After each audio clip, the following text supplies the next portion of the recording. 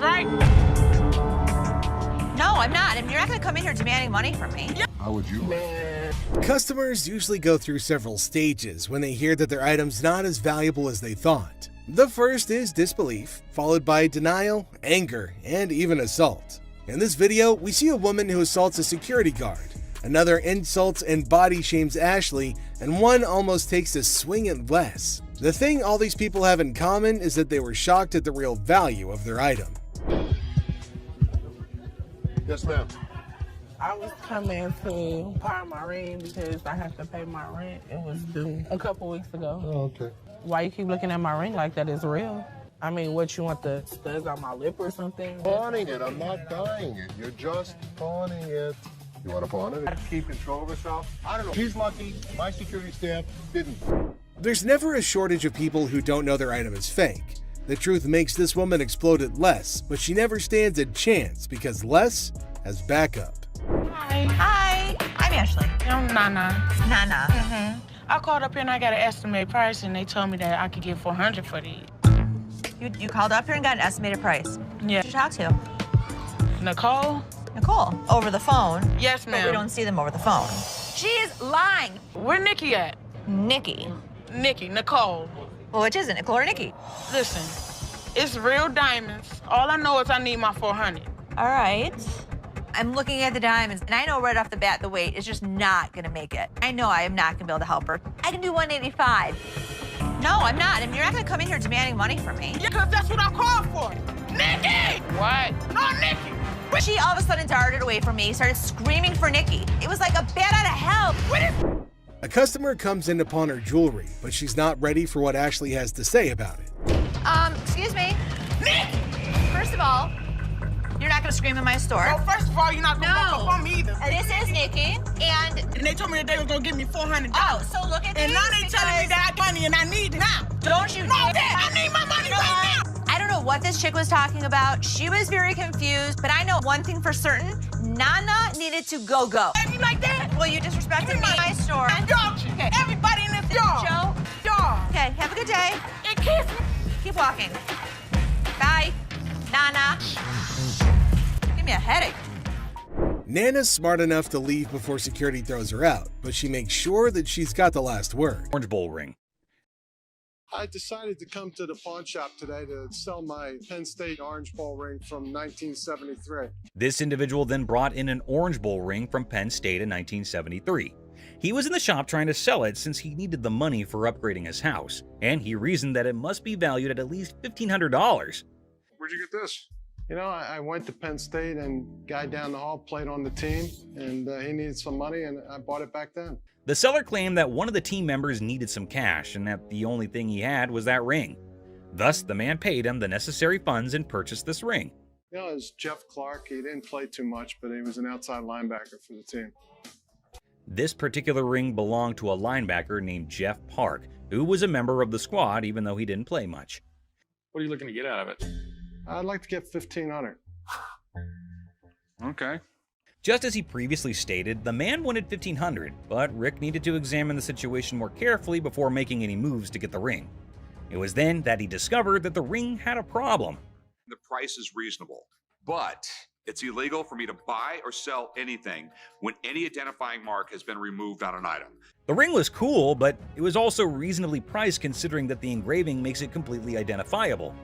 It was no longer lawful for Rick to purchase or sell this ring after the engravings were taken out. I'd be more than happy to buy it off you for $1,500. Problem is, it's like buying a car without a VIN number. The seller was a little confused as to how the removal of a few inscriptions might make the ring illegal to purchase or sell. As a result, Rick and Corey had to thoroughly explain everything to him and let him know that despite their best efforts, they're unable to handle it. All right, dude. Okay. Sorry, I couldn't do nothing with it. Okay. I know 1,001 people I could have sold this ring to and made A fake bill. I have some political memorabilia, the Secret Service ID for J. Howard McGrath, Attorney General of the United States. This individual entered the pawn shop with a $10 bill that had several signatures on it, a White House pass, and several Secret Service IDs. He estimated 1,000 figures for each of these items, But before beginning to negotiate, Rick needed to learn more about them. He was the chairman of the Democratic National Committee when Truman ran for president. Rick was prepared to strike a deal after briefly discussing J. Howard McGrath, the Attorney General of the United States, and how influential he was in Washington politics. But there was a small issue. You got some neat stuff here, and these three things right here, I really want to get checked out. Rick checked everything and concluded that not just the dollar that the man had brought in was counterfeit. Rick had to see the expert to find out if he could purchase the other items, since he had a hunch that doing so might be illegal. You don't want. A counterfeit bill is not legal to own. The expert said that the White House pass and the Secret Service ID were authentic and acceptable to purchase, but the fake banknote was a different thing. Thanks for coming in, Mark. Not a problem. You're the best. Appreciate it. Alrighty. Now that the expert had left, Rick was prepared to strike a deal. Aside from the fake bill, he asked the vendor what else he wanted. Yeah, I'll give you $500. Got a deal. All right, you want to write them up? Yeah, sure. The vendor left the store with the cash and the unauthorized bill after the trade was completed for $500. Hopefully he gave the Secret Service the counterfeit bill. Harley Davidson. You got any paperwork I can see on it, or? Yeah, I got the title, but can we negotiate first or something? I mean... Now, Corey's a seasoned pawnbroker, and his spidey senses tingled the moment the seller mentioned paperwork later. It wasn't the gleaming Harley Davidson that raised an eyebrow.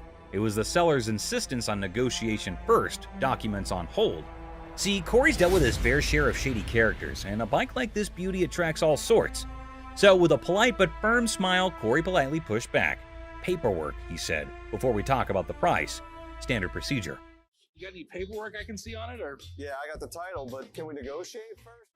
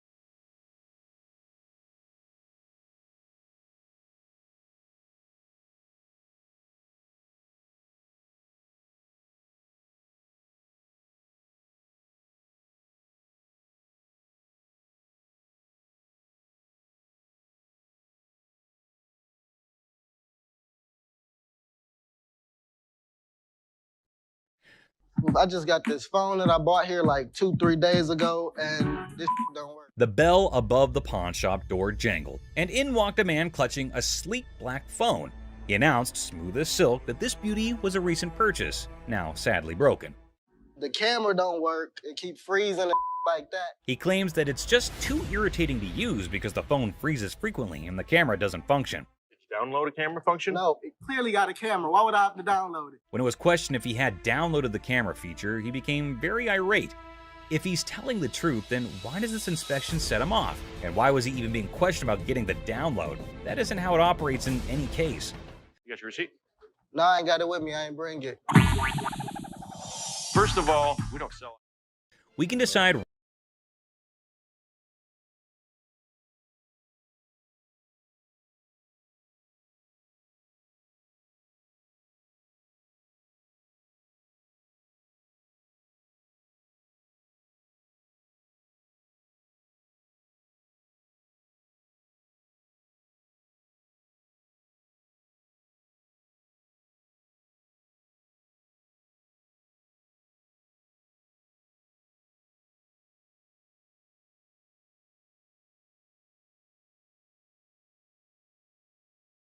other phone. If he said clearly one more time, I was going to clearly have to knock his freaking head off. We're all aware that Rich needs the receipt. You, my man, are not. Who sold the phone to you in the first place? Somebody. He here.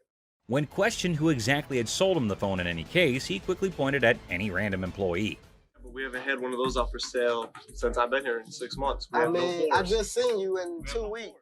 Furthermore, it appears that the youngster he pointed at didn't know why he was being called for. Thank you very much. I appreciate you coming on over here. You can go back to selling that computer. All Rich knows is that it's an iPhone, but he's more irritated by something else. What's more, clearly it was working out. Can you go show him how it works? Take a picture out in the parking lot. And then, like a burst dam, the story spills out. The phone wasn't his. The purchase was a shady deal in a back alley. The frustration wasn't with the camera, it was with the consequences. The cold sweat of a gamble gone wrong. With a sigh, Rich ushers in the man and his broken phone out of the shop. The heavy silence echoing their unspoken pact. The truth had been told, the game was over. That's all for our video. We hope you liked it. Please comment, like, and subscribe. Don't forget to hit the notification bell for more videos like this. Share it with your family and friends. See you next time. Con artist. Buckle up for this one. An overconfident individual walks in claiming to have big cash to buy something. His grand entrance sets the tone for this bizarre encounter. Let me see this one right here. This one right here. That's platinum. Yeah, I like that one. Oh, now this is real nice right here. I think I could look good when I go out with this. That one's sharp. How much is this one right here? $5.99. Hold down, baby. Hold on, folks, because this is one roller coaster of a ride. Our protagonist believes he's holding a fortune, enough to buy a $500 watch. It's a $2 bill. Okay, and it's worth $2,000. It's rare to find a $2 bill that got red in it. Now tell me they ain't worth $2,000. I'm about to go deaf right now. Oh, don't piss off Bugatti. This fellow insists that a humble $2 bill is worth a whopping $2,000. Give me a break. This dude better be on drugs for this to make sense. So you wanna ball my $2 bill up? You know what? I'm gonna tell you something. Okay. You owe bologna sandwich. Y'all ain't got no money. You know what I'm saying? Have a good day. Please have Big Mouth is hungry. You're hilarious. Real funny, man. Y'all be killing me. I pine you. Gift card. In a sadistic twist, a customer enters waving a $100 bill, claiming it's for bail. Oh boy, let's see what she has on her buying list. Let me see this right here. This will be good. Okay. This one. This is really pretty. Okay. That's really pretty. It's really pretty. Good on you. That one's 100. 100. I'll take it. Okay. So this woman falls in love with an item, but you would not believe how she decides to pay off. What a classic move of pawn shop antics. It's a $100 gift card. These are not our gift cards. What would you call it? It These says are preferred customers. Right. So these are VIP cards. A gold card allows you discounts on the sales floor. You can't swipe this card and apply $100 on it. Seems like this woman had her fast one playbook already at the pawn shop. But hey, who can predict the wild escalations life throws our way, right? Somebody want to buy a preferred gift card? There's not $100 on it. There's not. I'm going to get my money. Hey, Byron, show her where the money's at. My money. He's gonna show you where the money's at. Okay, we'll walk out. I need my money. Somebody want $100? Next up, we've got this customer who had run into some financial issues that needed solving post-haste. I'm trying to get all my stuff out. So, what are you looking to do with that? I'm looking to get $100 for it to help me out. The deal was underway, but they eventually ran into their first cause for argument when the seller called this very outrageous price. What the hell is that going to do for you? $100 will help me move my out. It'll feed my dogs if I have to, wherever I find. To the seller, $10 probably wouldn't be enough to get him the services he's hoping to enlist with the money, but that's all Seth and Les can offer. What the do you mean it's going to be a good start? The $10 isn't going to be.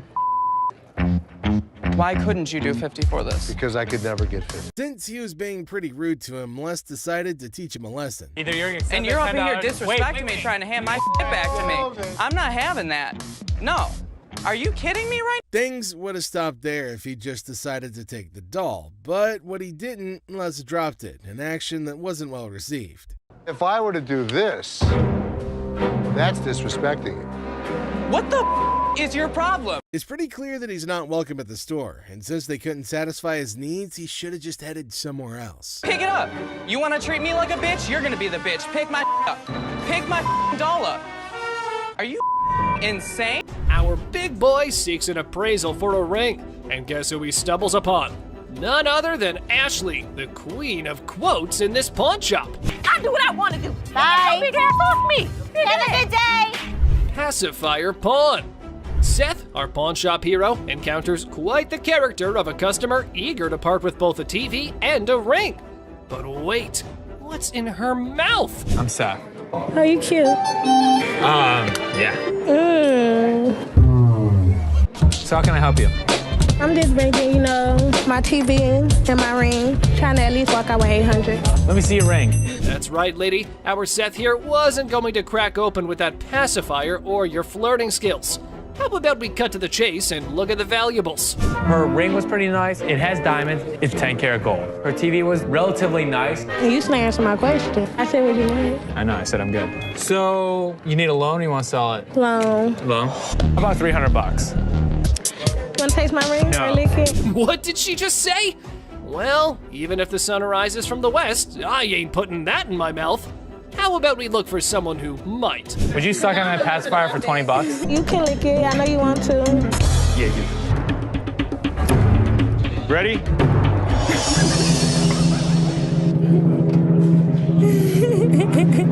These ladies were trying to pawn a set of diamond earrings for a party they were going to host later. These earrings I'm trying to pawn.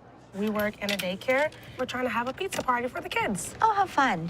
So how much money are you guys looking for today? 300. The amount they asked for had Ashley reeling back and looking like she was constipated, but it's their business, not hers. For a pizza party? Yeah. Yeah, we're gonna do cupcakes, games, giveaways, gift bags, all that. In true pawn store fashion, Ashley reveals she won't be handing the exact amount they were hoping for. Okay. How much are we looking at? Yeah, how much? So they're gonna be under $30. I mean, honestly, the amount Ashley offered is a bit disappointing, and the ladies were quick to make their thoughts on that known.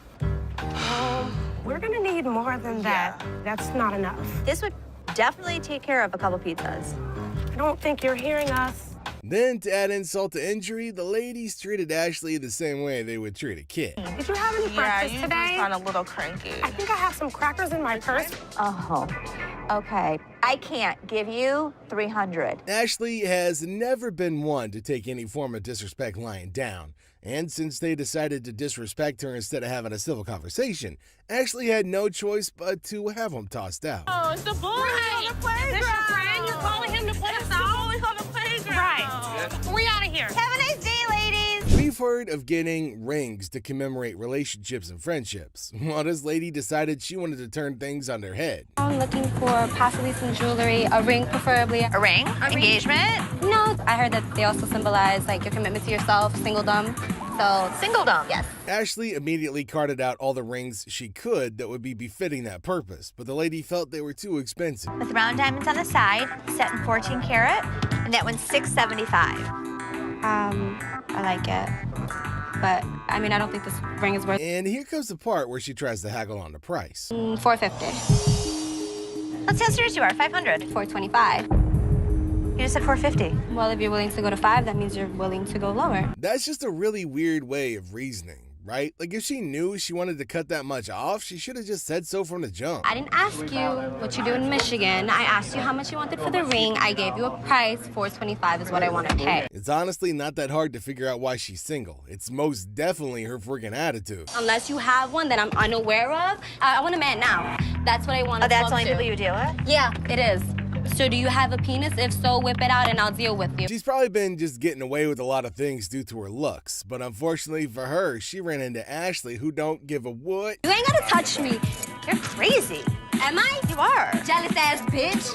Wish you look like me. Shove it, bitch. Where the sun don't shine, where your man don't want to even. This angry lady just came barging in, causing a scene as she screamed at the top of her lungs. $318 for this. Can I get some help? Is there anybody that can help me? What? Can you help me? Getting a defective item is definitely something to get pissed off about, but she didn't really have to go on yelling like that, man. It's not gonna help her solve her problem. You the manager? Do something about it. You're standing here looking at me like you're stupid. First of all, calm yourself down. From complaining about a broken generator to soliciting Joe, kind of makes you wonder exactly what's wrong with this woman. What happened? Oh, this is the nice ass guy that gave me the broke generator. That's what happened. You remember that? Yeah, look at the receipt. There it is. Seth claims he's never even met the lady before, so why is she pointing him out as the one who sold her the generator? All right, come on. No, come on, where we going? I want it. Yeah, give me my receipt. Ass. Come on. Well, since they weren't getting anywhere with this psycho, they decided to make her leave the store instead. When customers come in ranting and raving, we have to get them out of the store as quickly as possible. Yeah, I know. This customer got himself into a very horrible mess when he brought in a ring for appraisal. Look, go! This woman is the perfect example of noble intentions but really terrible execution. Trying to get my son into a technical high school. Ooh. I know it's ugly, but it's No, I didn't say it was ugly. Ashley asked for the price she was hoping to sell the item for. Like $175. I can do 75 for you if that will help you. Being a frequent customer, the woman's entitled to a few privileges that could help bump the numbers up. I can get it for you for the same amount that you've had it in for. What was that? You had it in for 100. But I need 150. I know, but I can't give you 150. Now, it's admirable if she's been patronizing their business for that long, but that doesn't mean she's entitled to get her way. Give everybody what they want. Well, if you had something, a patron that's been patroning since '97. Are you done? No, I'm not done. Okay. Do you want the 100? No. After a really long minute of getting insults hurled at her person, Ashley knew she'd had enough of that crap. Are you a lady or are you a child? I don't give a what I am. What the hell are you with your wrinkled-eyed ass? Any attempt to calm her down just ended up falling on deaf ears, so she got herself kicked out. And don't think that you won't, because all I gotta do is make a phone call. You know what? Wait. Get out. I'm not going out of here. Get out. Me out. Put out. And so the trouble continues. This lady established her position as a troublemaker the moment she walked into the store. What's wrong with this place? Who do I talk to around here? Can I help you? Yeah, you sure can. It's always been part of their policy to never hand over refunds to customers. All they could do is give them store credit or hand over something else of equal value. This right here. Okay. So you want a cash refund, you said? Yes, I did. Okay. It says no cash refund.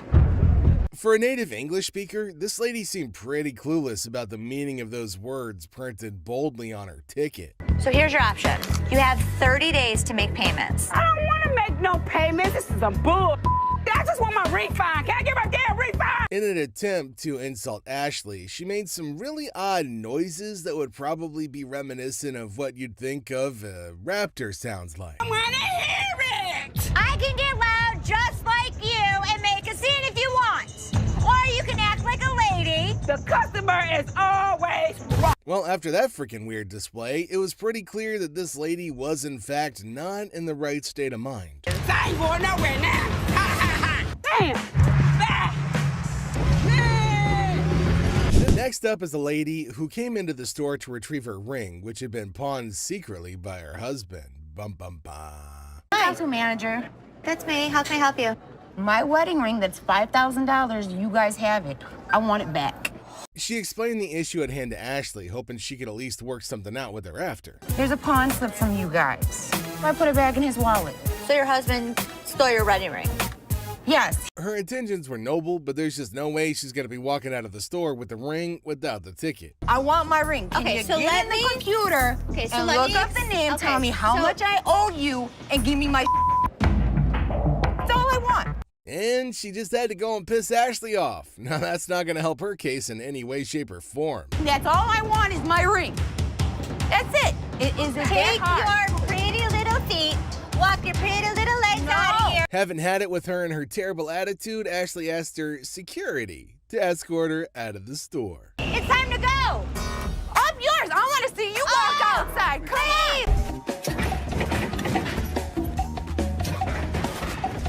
Our friend Penny rolls in with a rare 83 T-top Cutlass, lowrider frames, and a fully customized beauty. Whoa, whoa, whoa! This is the stuff dreams are made of. These babies are like finding a needle in a haystack these days, and you can see Seth's eyes light up with excitement.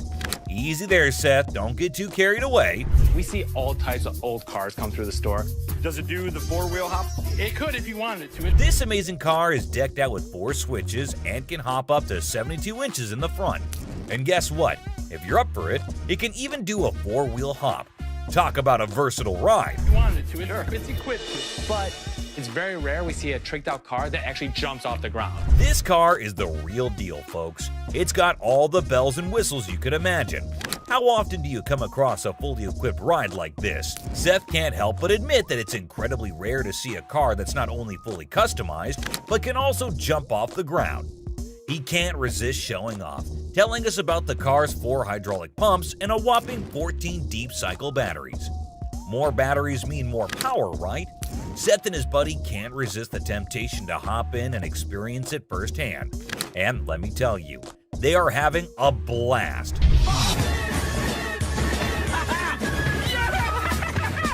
Now, Seth really wants this car, but he wants it at the right price. Penny, on the other hand, is hoping to fetch $12,000 for it. Will Seth bite the bullet and make the deal? Well, here's the twist. How about $4 grand? Seth is only willing to dish out $4 grand for it. Whoa, talk about a huge drop. You can see the disappointment on Penny's face. He explains that he spent $4 grand just on the paint job alone. After some negotiation, Penny agrees to settle for $10 grand. But Seth tries to push it further, offering $7,000. You know he wants it. It's very rare we see a tricked out car that actually jumps off the... Penny, being the wise guy he is, doesn't take the deal. In the end, they part ways on good terms. Well, folks, let's hope Penny finds another buyer who's willing to meet his price for this fully customized car. It's always a thrill to see unique items like this in the pawn shop. And who knows what will come through those doors next. Stay tuned for more pawn shop adventures. But here comes another gem-filled day at Les's Pawn Shop. Who knows what other surprises await us in the future? Stay tuned, folks, because the adventure at Les's Pawn Shop is far from over. Hold on to your seats because this next guy is about to unleash some of the rarest goodies on the market, and his collection is off the charts. Honestly, it's a total flex. Like, seriously, you gotta take a look at this thing. Now, here's the kicker. Ashley confesses that she and her brother aren't exactly die-hard Star Trek fans. But guess what? Every time they get anything Star Trek related in their shop, talk about a lucky break, huh? This guy managed to gather all these valuable items from various Star Trek conventions across the country, thanks to his gig as a truck driver. Talk about dedication to the cause. But wait, it gets even better. He pulls out this kit from Paramount Studios, which is a seriously impressive piece in his collection. To give to radio station to run ads for the show. And it's an authentic set that was sent to a TV executive when Deep Space Nine first hit the screens. Now that's some next level stuff right there. You can't help but appreciate the sheer coolness of it all. Here's the catch though. All this awesomeness comes at a price. But fear not, because Ashley steps in with her clever thinking. After some intense back and forth, Ashley manages to strike a deal. I kid you not. This next guy just pulled up with a true gem. Checker taxi cab. I don't know about the original miles. Meter still... Can you even fathom it? It's none other than a 1982 checkered cab. Whoa, now that's what I call antique. Take a gander at this beauty. It's in remarkable condition. It's evident that the owner showered this car with lots of love and care. Kudos to him. Did you call for a cab? Did you call for a cab? Now, hold on to your hats because there's more to this story. Our daring duo, Les and Seth, decided to peek under the hood. Lo and behold, their jaws dropped. Look at that thing purr. Don't you lose money because you get there quicker? And it all goes... The engine looks splendid, almost brand new. How cool is that? But wait, there's a fascinating tidbit about this cab. Back in the day, they used to write the rates right on the taxi door itself. Talk about genius. This way, the rates were fixed, making it easier to attract customers. It's a shame we don't see this kind of thoughtful detail nowadays. The door. Did you see the rates on the door? Yeah, I did. The shut up one is one I like. And guess what? This car enthusiast doesn't just have one of these incredible cabs, but a whopping total of 4. 4, my friends! And out of all his prized possessions, he decided to part ways with one and sell it to this very pawn shop. As long as the price is right and it's in good condition, we can make a profit. Boy, oh boy, Les and Seth should count their lucky stars. Now brace yourselves for the asking price. This customer is seeking a jaw-dropping $10,000. Can you believe it? Les, being the inquisitive one, questions the reason behind such a hefty sum for what seems to be a mere antique car. Sensibly, Seth suggests that the customer take the car for a spin, just to ensure everything is running smoothly. Perhaps then they'll be able to negotiate a fair price. Good thinking, Seth.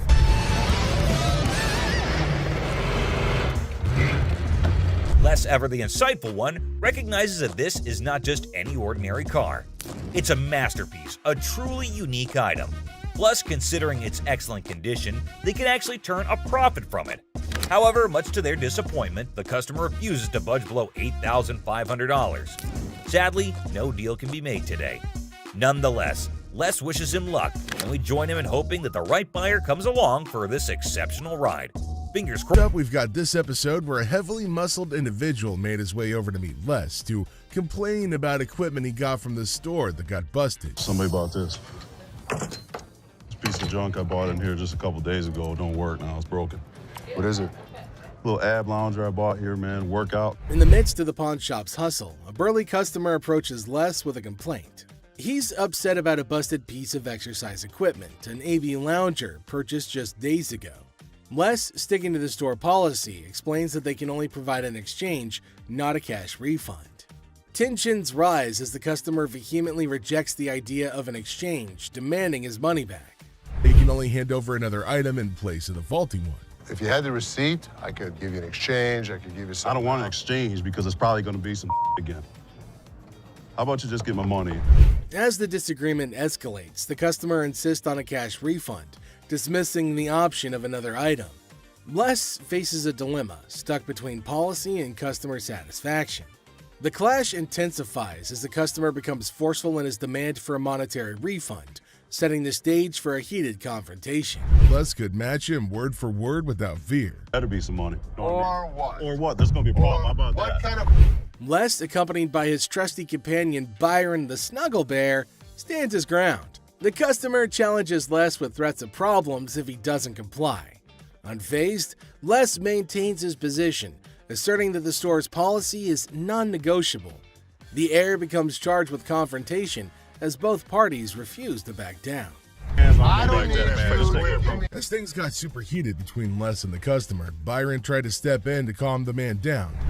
As the situation reaches a boiling point, Les and the customer engage in a verbal showdown.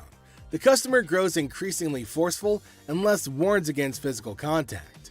Byron attempts to mediate and calm the customer, but his intervention takes an unexpected turn, adding a new layer of tension to the already heated exchange. Really? The confrontation takes a risky turn when the customer, ignoring Les's warnings, attempts physical contact.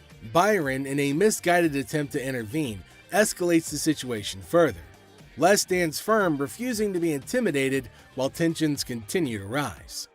Les questions a man's marriage. Les uses a customer's words against her. There's trouble in the office, but Les reminds Seth that he's the boss.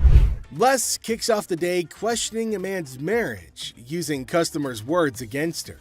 Trouble brews in the office, but Les asserts his authority as the boss, teaching a disrespectful man a memorable lesson. Les shows that he's not just a pawnbroker, baby. He's a boss in control.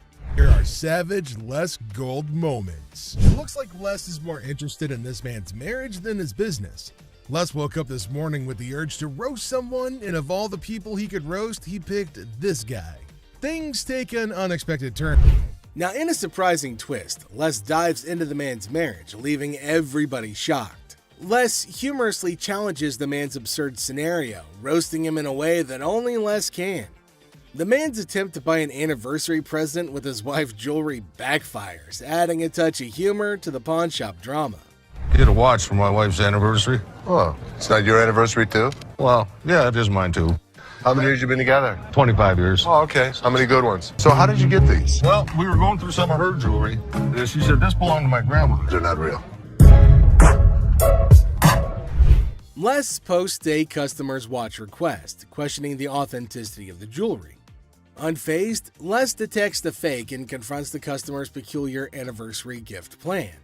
The customer tries to defend himself, but Les, in his signature style, keeps it real and uncovers the truth behind the fake jewelry. But hold on a second. How come the old man wants to buy his wife an anniversary present with her own jewelry? That is one hell of a ridiculous scenario. What this man could have done at this moment is leave. But nope, some of these customers love to start drama. This is older than both of us. It probably is. But it was fake when it was made, and it's still fake. Les faces a customer who crosses the line, insulting his family. For the first time, Les takes matters into his own hands, delivering a stern warning.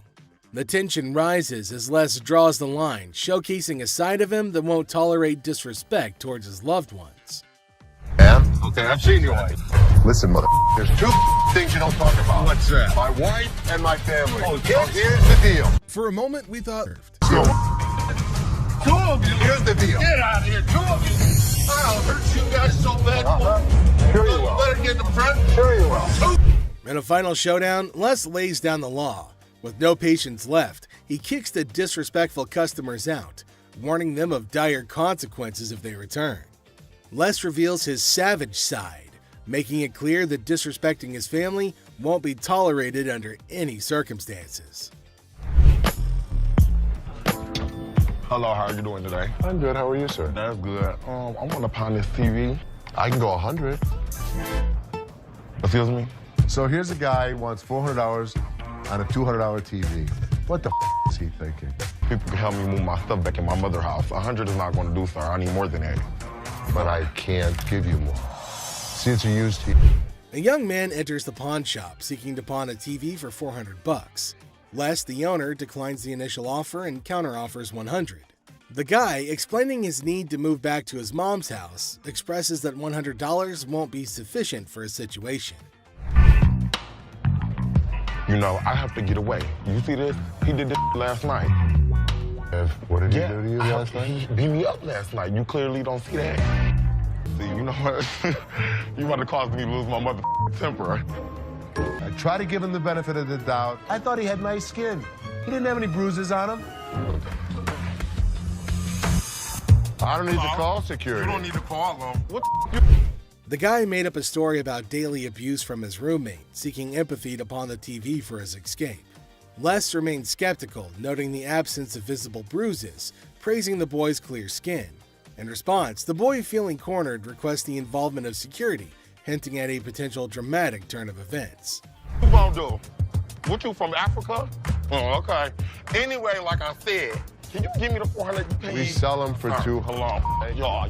Thank you so much. Sure is. Have a nice day. You. Thank you. You better lucky I'm gonna throw this big mother at up. Where is my key? Les, trying to find a middle ground, offers $125, but the boy declines and insists on calling the guards. Les, unfazed, reveals the presence of the guard behind the boy. The situation ends with the boy taking the TV and leaving the pawn shop without the need for additional security intervention. Why would your fat ass take it out? You work here, ain't you getting paid to do this? I look like a butler to you? I don't give a my gonna come in here and get this motherfucker. You better. His big ass gonna beat your little ass, fat bitch. Hit me with army. Motherfucker, come from behind this counter. A tense situation arises as a black woman directs angry shouts at a guard. The guard, responding defensively, questions her, asking if he appears to be a butler in a moment of unexpected confrontation. You get back here. Your big ass on my way. Get this motherfucking speaker and take it outside. You want me to stop? Take the You brought it in. You're gonna take it out. So take it out. I'm not picking that up Then and you're taking it leaving it outside. Y'all can get your old ass Take out. your ass out of here. I'm What's gonna your take bitch ass out of here, y'all. You're not going to come in threatening my employees. Who gonna bring it outside? Despite Seth's efforts to intervene, the black woman continues her relentless shouting. Even another guard struggles to remove her.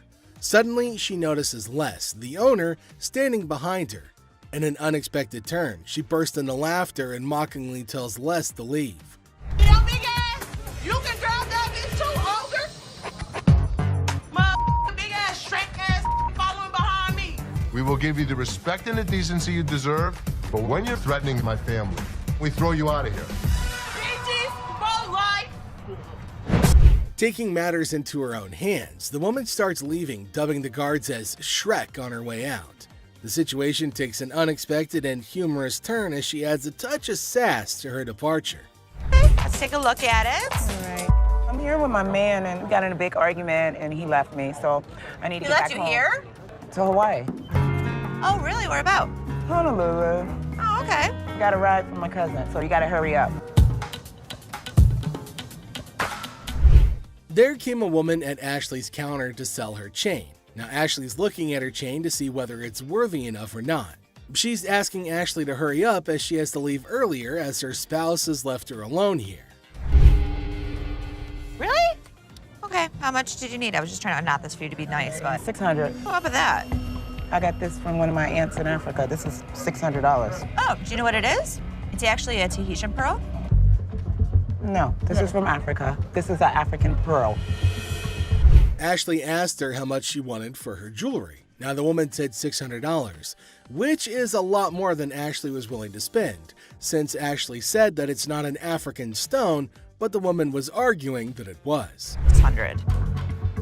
My ticket cost $600. That's how much I need. Do you have anything else? No. Excuse me? No. Ashley told her that they're not African pearls, so it's not worth $600, but far less. It was at this point that the woman started acting rude. Ashley got shocked at her stupidity and rude behavior. Eventually, she started behaving really bad as Ashley got angrier. What's gonna happen next?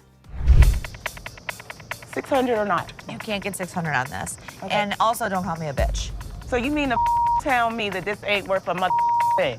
That's not what I said. It could be worth something. Okay, can I get $5.99? No. Some kind of problem? Okay. Exactly. Can I get $600 You or not? can't get anything. Okay, I You get can't talk to her like $5.98. this. You can't Seven. get- Oh, he left you now. Bitch, you don't know why. She then warned Ashley to pay her the money for the necklace, but Ashley refused and told her to get out. But this lady wasn't listening. She was continuously bullying and harassing Ashley. Security arrived in the nick of time to help protect Ashley. They asked about what was the matter, and after finding out about the woman resisting and having a hard time with Ashley, they decided it was probably time to get her to leave, which led to more screaming and shouting and yelling.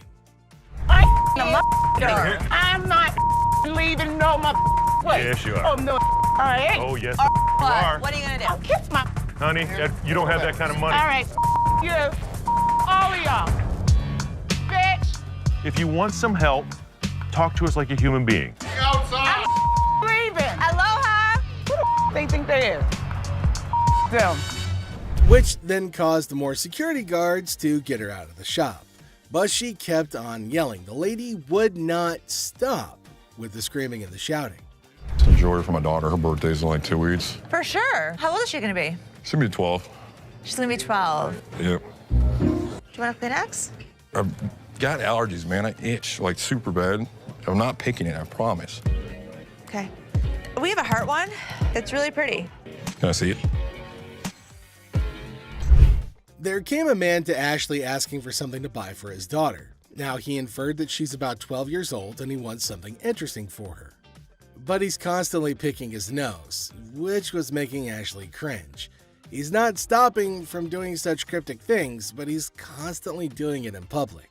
Ashley asked him to let her know if there was something he was interested in buying for his daughter. Look at it. How much you want to spend? Like 100, 150, but 75. can I touch it though? That's bull. I was charging him like $75 on this watch just to give him a deal so he didn't have to touch it with his snotty hands. Can I see the sanitizer for a second? Now, the man selected a watch, but Ashley didn't want him to touch anything with his dirty hands. She asked him about his range and he said he wants something under $100, and the watch was $75.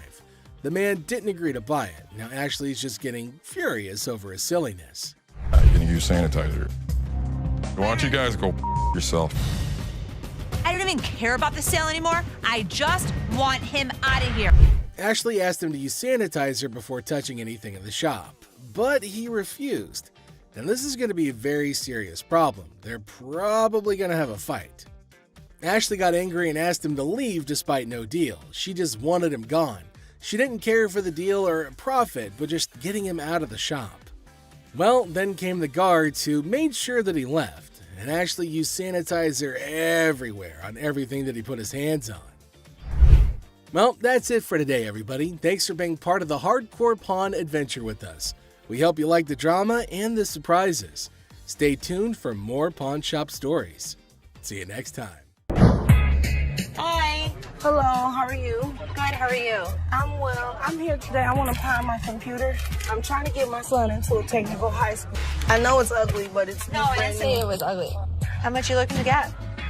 Like 175. Oh, that's not enough. I really wish you could give me like 150. Have you ever had an implant before? Yeah, I'm a gold card member. I can get it for you for the same amount that you've had it in for. What was that? Do you consider the fact that I've been patronizing this business since '97? I really appreciate you're not giving me what I want. Well, I don't give everybody what they want. 157? You done? No, I'm not done. Okay. Do you want the 100? No, I don't. Okay, then goodbye. This customer walks in with a laptop and a price that just won't cut it. Ashley knows this one's gonna have to go. What do you mean goodbye? You can walk out the store. I can. But am I gonna walk out? You will. Who's gonna make me? I want to see somebody make me leave up out of this giving me what I want. I don't give everybody what they want. 150. Well, if you had as something a patron that's been patron since '97. No, I'm not done.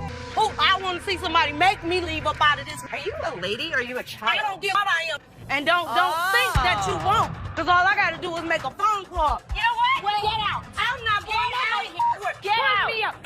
Don't touch me. Touch me. Get out of my store now. I've been patronizing this business since '97. You have an English degree, right? No, I don't. Y'all. Despite Ashley's efforts to help her, the woman goes ballistic. Felix, the security guard, escorts the woman out, but she doesn't go quietly. I was coming in to try and get like $1,500 for this. Okay. I'm trying to get my baby daddy out of jail, and I've been really trying to work things out with us. I love him dearly. I was his first phone call, you know, so that lets me know that he loves me. Huh? No, not $50. I want $1,500 I'm sorry, for I these. can't help you with that. I said. I don't care what you said. I said I want $1,500. I'm not giving you $1,500. $1,500. I am not giving you. To get my man out, okay? I want $1,500. What part of that you ain't understanding? You need a hug. No, don't give me no damn hug. Oh, you need a hug. I don't want no damn hug. Get off of me. Good day, baby. I don't want no hug from you. The woman comes in to trade baseball cards. However, the only thing she manages to do was initiate a shouting match with Ashley. This one is put out the door fast. How are you? I'm doing okay. What can I help you with? Either trying to get a loan on it or you guys can buy it. Mm-hmm. Trying to sell it for maybe like $150. It's $50. This thing costs way more than this. Okay, but I'm not going to pay you for the amount that you think it's worth because it's stained. This is not one of the newer ones. This is not this season. I know about purses. But you still willing to buy for $50 though. So if it wasn't worth, why would you even say $50? So they didn't say it wasn't. Can I talk to somebody else? Why do I have to talk to you? Because you I'm disrespectful. the manager. I'm disrespectful and you call me a pepperoni. You're not the owner. The owner is the other man. You must have. How you get here? To the top. Customers are just shocked when they're told the real value of their item, but this customer's just straight up disrespectful. Shop experience, folks. Next up, just another regular day at the pawn shop. People coming and going. Some happy, some not so much. But the poor receptionist has no clue what he's talking about. Politeness goes out the window, folks. He asks her if she's ever seen a sign in her life, and boy does he point it out right in front of the shop. Talk about intense. We see as the bodyguard's on alert, and even Seth, the boss, steps out of his office to see what the commotion is all about. The man keeps angrily repeating that he's supposed to get that 20% with $100. Seth steps up and asks the customer to read the sign again.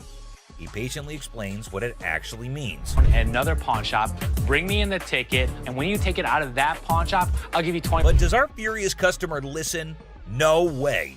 He's sticking to his guns, dead set on his demands. He even goes back and snatches the sign to show it to the receptionist. But wait, there's more. To show his anger, this guy grabs a harmless plant and throws it on the ground. $20 worth right there, bitches. Oh, man. What did the plant do to him? Seriously, what did the plant ever do to you, man? And off he angrily storms away. It's never a dull day around here, is it? This next lady has real poor luck, but it does not excuse her behavior. Wait a minute. The door's right there. Have a good day. Because you got a big dude, you think you hot? So this lady storms into the store demanding her stuff back, which happens to be just 2 TVs. The receptionist asks her for some ID and tickets as proof, but this lady is completely clueless. I need your ID or the tickets. My what? She doesn't have any of those things, and here comes the shocker. Her boyfriend pawned off her belongings. Can you believe it? Now she wants them back, and it's a pretty messed up situation to be honest. She explains to the receptionist that she can't provide the required documents because her no-good boyfriend isn't even around anymore. He left her high and dry. Ouch, that's gotta hurt. Now Ashley, who overhears the whole thing, initially sympathizes with this poor girl. But hold up, that sympathy doesn't last for long, and for good reason. I feel terrible for her, but I can't help her without her ticket. This customer suddenly loses her mind, like all the anger in the world has consumed her. And guess what she does next? Brace yourselves, people. She starts yelling and banging on the glass window, demanding her precious TV. Don't bang on my window! Seriously, that's not how you get things done. Even if someone is trying to help you, no one will tolerate that kind of behavior. Ashley, understandably furious, tells her to back off. The situation gets so heated that Ashley has to step out of the room to confront this unruly customer. And guess what? This lady has the audacity to threaten Ashley. Well, Ashley isn't one to back down, so she tells her to get the heck out of the shop. This customer is beyond crazy, I tell you. It seems like she had a truckload of problems even before she set foot in the store. What? I dare you. Now, the bodyguard steps in to escort her out, but oh boy, this girl goes on a rampage. She knocks over everything in her path, completely enraged. Come on, girl, you seriously need to chill out. Finally, they manage to get her out of the shop, but you won't believe what happens next. Unlike the previous guy who threw a plant, this woman tries not once, not twice, but 3 freaking times to break back into the store. I mean, seriously, woman, get a grip on yourself. This is just embarrassing for everyone involved. But damn it, we're not your local psychologist neither. Even the bodyguard has had enough at this point, and he can only imagine what kind of crazy exchange must have taken place. Man, oh man, what a wild scene that must have been. This next guy is the most polite guy you'll see, but things take an interesting turn. I'm trying to help you solve your issue. Something urgently to scrape together enough cash to cover his rent. Now that's a tough spot to be a helping hand. So the dude decides to sell his late grandma's ring, thinking it's made of real gold and worth a fortune. The real deal, folks. It's as fake as a knockoff Rolex. But oh boy, this suggestion hit a nerve. He starts acting all weird and uncooperative, throwing a tantrum. TV, you can pawn your TV. What the I look like? Now, here's where things get intense. He demands his ring back and starts searching for someone else to deal with, and acting all erratic. It's honestly a bit scary, folks. And on her face, trying to belittle her. And get this, he's not even listening. Lower your voice. Don't Lower your tell voice. me Lower what your to do. voice. Don't Lower your put your- voice. He's busy with his threats, making Ashley's job even harder. But our girl Ashley, bless her heart, stands her ground like a champ. But wait for it, folks. Here comes the jaw-dropping twist. Out of nowhere, a hero emerges. My face. Lower your Don't voice. put your You got finger me. in No, my you got me. Seriously, what on earth did Ashley ever do to deserve this kind of treatment? It's downright mind-boggling, folks. That's right. No, I'm not. I mean, you're not going to come in here demanding money from me. How would you? Customers usually go through several stages when they hear that their item's not as valuable as they thought. The first is disbelief, followed by denial, anger, and even assault. In this video, we see a woman who assaults a security guard. Another insults and body shames Ashley, and one almost takes a swing at Les. The thing all these people have in common is that they were shocked at the real value of their item. Yes, ma'am. I was coming to pawn my ring because I have to pay my rent. It was due a couple weeks ago. Oh, okay. Why you keep looking at my ring like that is real? I mean, what, you want the studs on my lip or something? Pawning it. I'm not buying it. You're just pawning it. You want to pawn it? Keep control of herself. I don't know. She's lucky. My security staff didn't. There's never a shortage of people who don't know their item is fake. The truth makes this woman explode at Les, but she never stands a chance because Les has backup. Hi. Hi, I'm Ashley. I'm Nana. Nana. Mm-hmm. I called up here and I got an estimate price, and they told me that I could get $400 for these.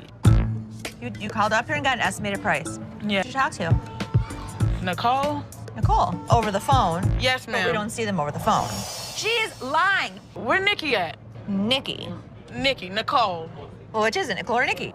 Listen, It's real diamonds. All I know is I need my 400. All right. I'm looking at the diamonds, and I know right off the bat the weight is just not gonna make it. I know I am not gonna be able to help her. I can do 185. No, I'm not. I mean, you're not gonna come in here demanding money from me. Yeah, because that's what I called for. Nikki! What? No, Nikki! She all of a sudden darted away from me, started screaming for Nikki. It was like a bat out of hell. A customer comes in to pawn her jewelry, but she's not ready for what Ashley has to say about it. Excuse me. Nikki! First of all, you're not gonna scream in my store. No, first of all, you're not gonna walk up on me either. This is Nikki, and they told me that they were gonna give me $400. Oh, so look at and these now they telling me that I got money and I need it now. Don't you? No, Dad, I need my money right now. I don't know what this chick was talking about. She was very confused, but I know one thing for certain: Nana needed to go. You like that? Well, you disrespected me in my store. Don't you? Okay. Everybody in this store. Joe. Okay. Have a good day. And kiss me. Keep walking. Bye, Nana. Give me a headache. Nana's smart enough to leave before security throws her out, but she makes sure that she's got the last word. Hi. Hello, how are you? Good, how are you? I'm well. I'm here today. I want to pawn my computer. I'm trying to get my son into a technical high school. I know it's ugly, but it's No, I didn't say it was ugly. How much you looking to get? Like 175. Oh, that's not enough. I really wish you could give me like 150. Have you ever had it in pawn before?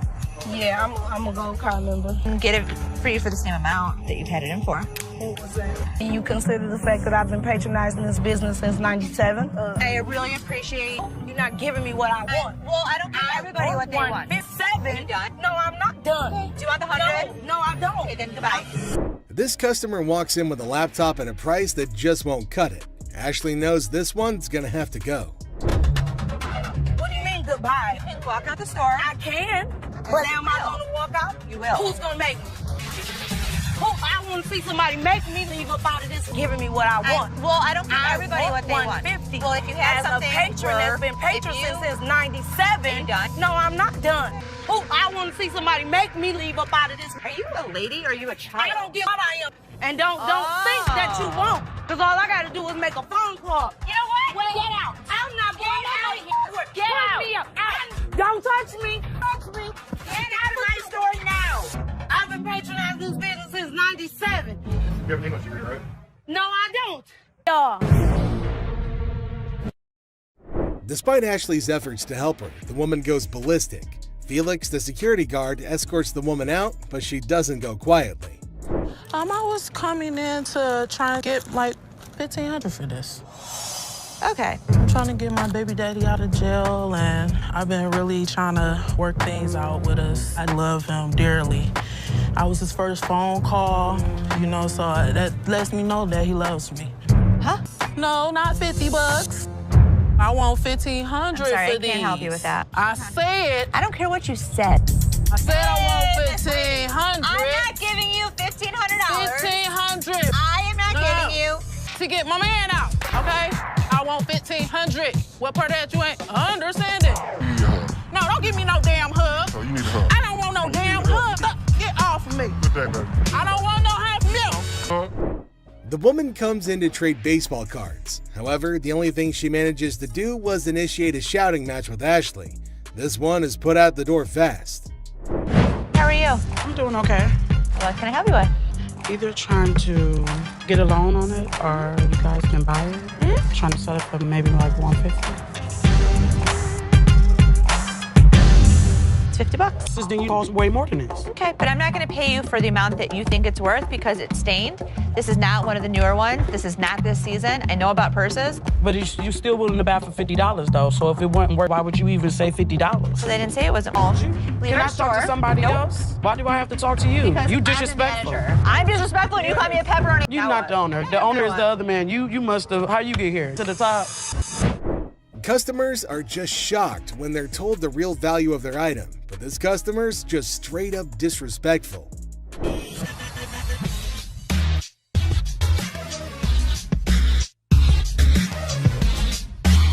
How much you want to spend? I got $70. I've seen them for $70 to $80 at other pawn shops. Yeah? With 2 games. But as long as you'd like. Does it come with a warranty? It comes with an as-is warranty. A PlayStation? I sell them for $100. What you gonna do? I don't know. A PlayStation's really hot stuff at the moment, but the customer who wants one is far from hot. He's mostly just hot-headed. Hey, you been shot already. What? Ain't nothing here. You're just another door guy to me. Yeah. Throw it down. Throw it on $70. Hey. Oh, you don't have it. Have a good day. Have a good day. Hey, what you think? What is all that about? What is all that about? No, this one level beat your ass down here. Go on. Do it right here. You bitch.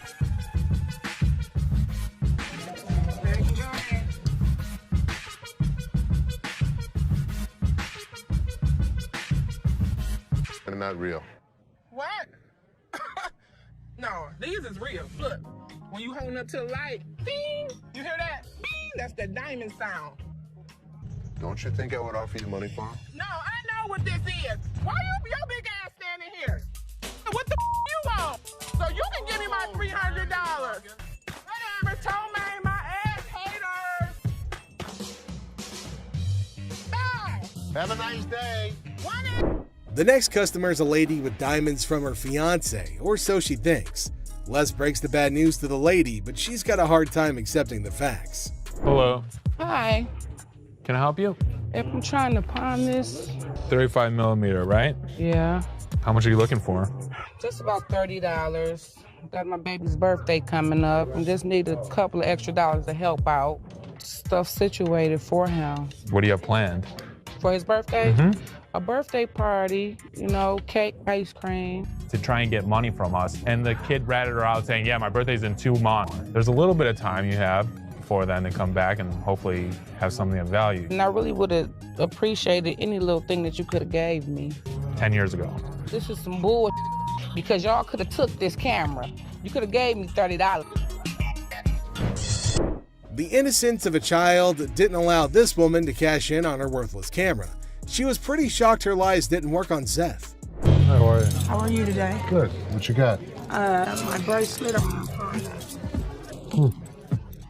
My baby daddy gave it to me. It would be so mad. Curtain tiebacks. What are you telling me? You know this isn't real. What do you mean it's not real? Well, it's a real bracelet. You know what? It's a real, listen, okay, fine. You're probably Don't right. trip, okay? Don't trip. I'm about to call him right now. Sometimes people get presents, and sometimes when they get their presents, the people that give it to them tell them a lie. He said this bracelet costs $500. It would be more What are you talking about? He's lying to you. Baby, did you give me some fake gold?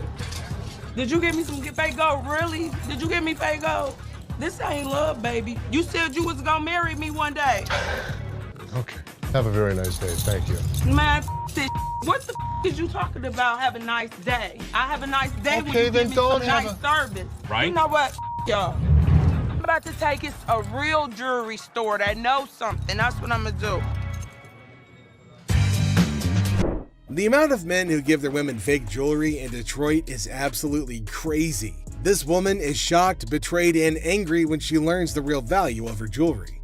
Hey, I was wondering what you could get me on a loan for the PS3. We're on a mission now, real mission, to get my brother out of jail. All of a sudden, the cop just stopped us because one of our lights are off in the back of our brake. On it 300, I got 150, and now I'm here. Ended up with his brother trying to sell his video game system on his games and the controller. See what we could do with that. 95, suppose that gets 100 for you. 100, mama. I can't. 100.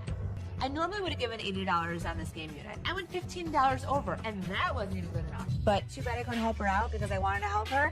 But I hope she can find the money. Two customers come into the pawn shop on a noble mission of freedom. However, Ashley lets them down easily, but at least they take it better than most customers in this video. Pawn shop because we, is in need of money.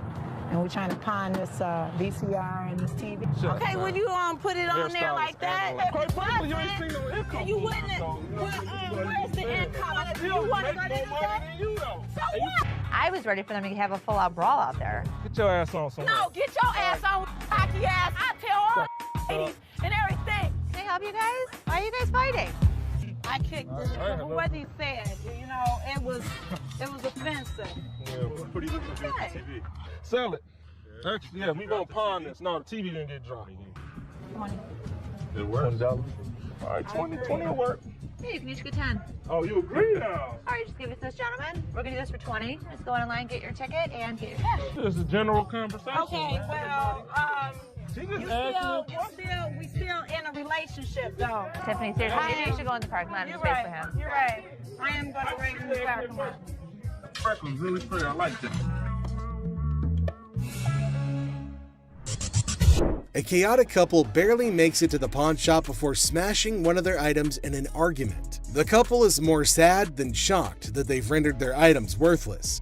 Hi, how are you? I'm good. How about yourself? Doing all right. I've got a ring I want you to take a look at for me.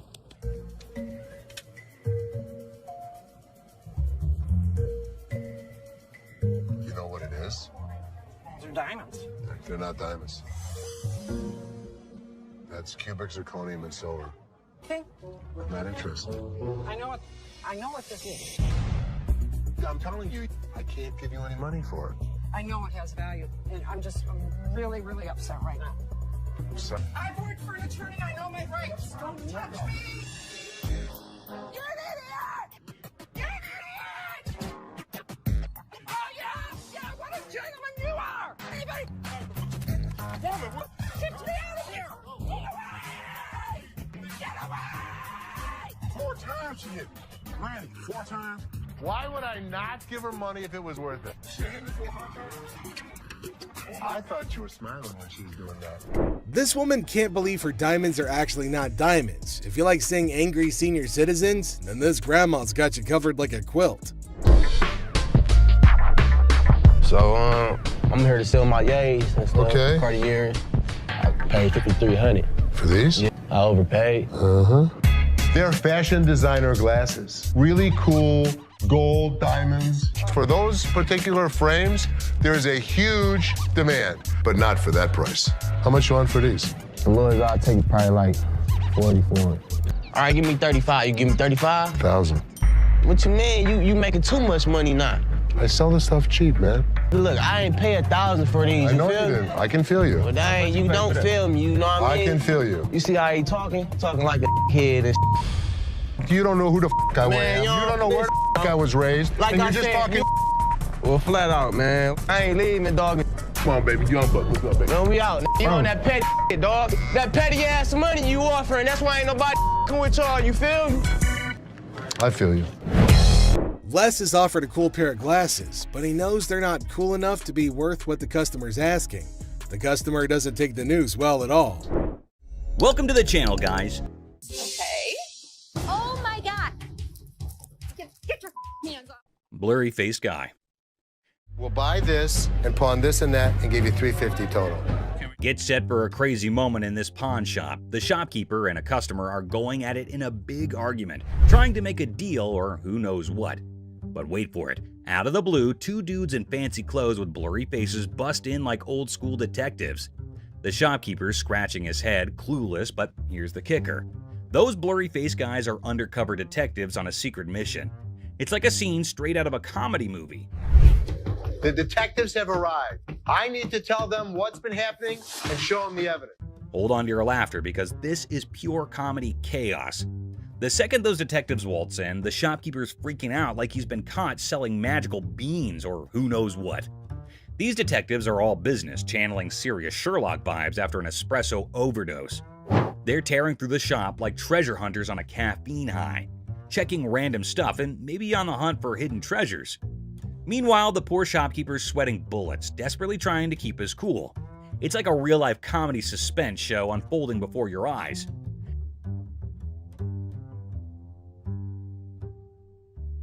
Get ready for the wild ride of the century. These detectives, giving their best modern-day Sherlock and Watson vibes, decide to ramp up the drama with technology.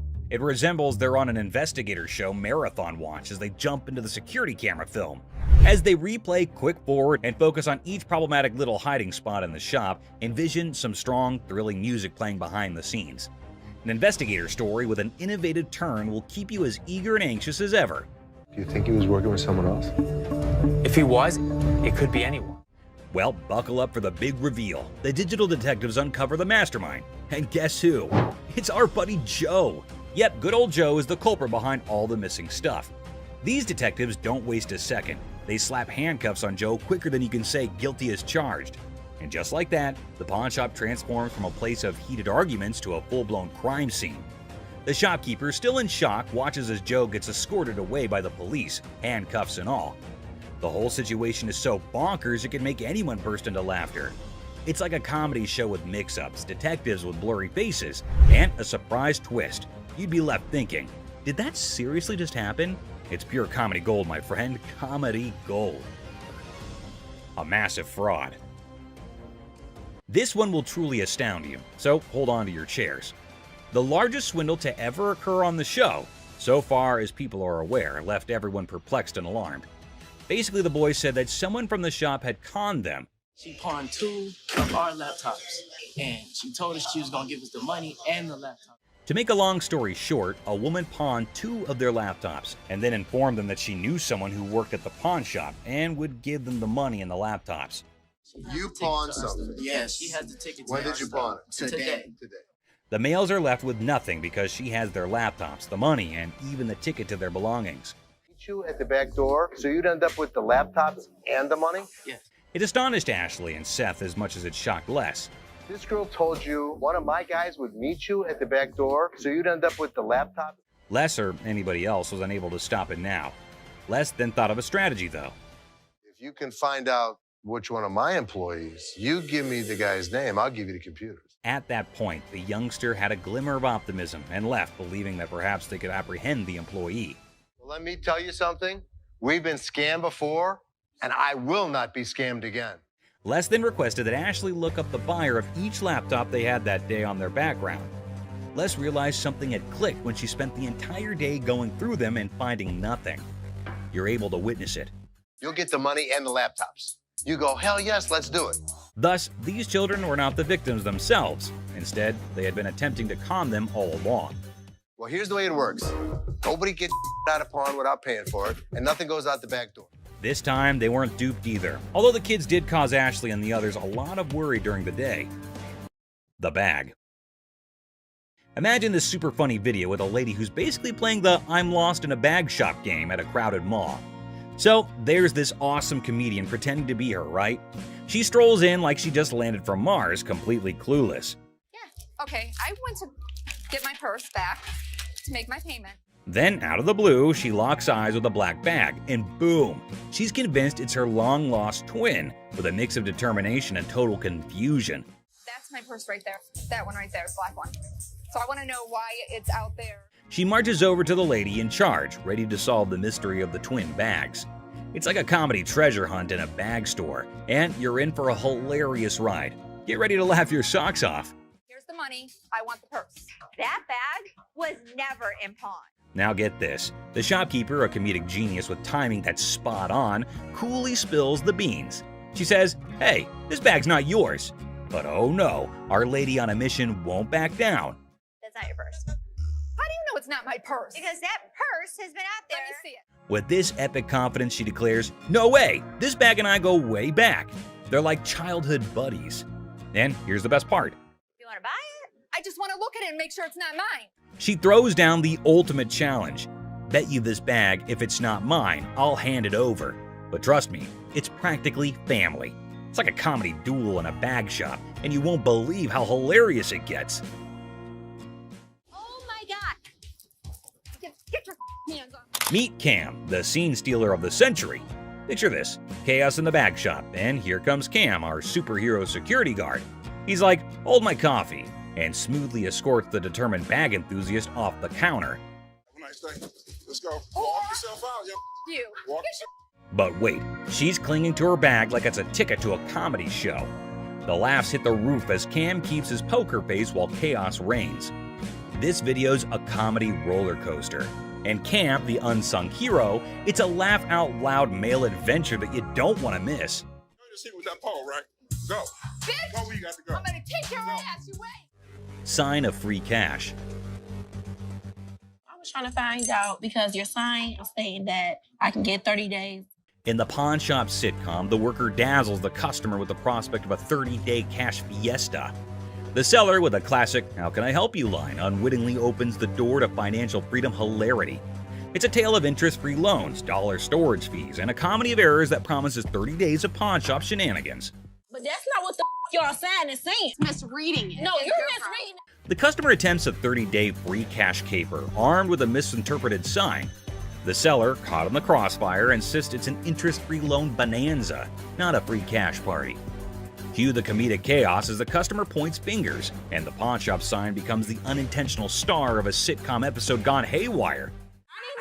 It says it right here. Free cash. The customer demands free cash like a rock star on tour. The seller, armed with the reality of interest-free loans, faces a barrage of demands. The customer, teetering on the edge of pawn pandemonium, enlists a surprise ally, a sassy woman who jumps in the scene like a comedy superhero. Cue the applause for this unexpected twist in the cash crusade.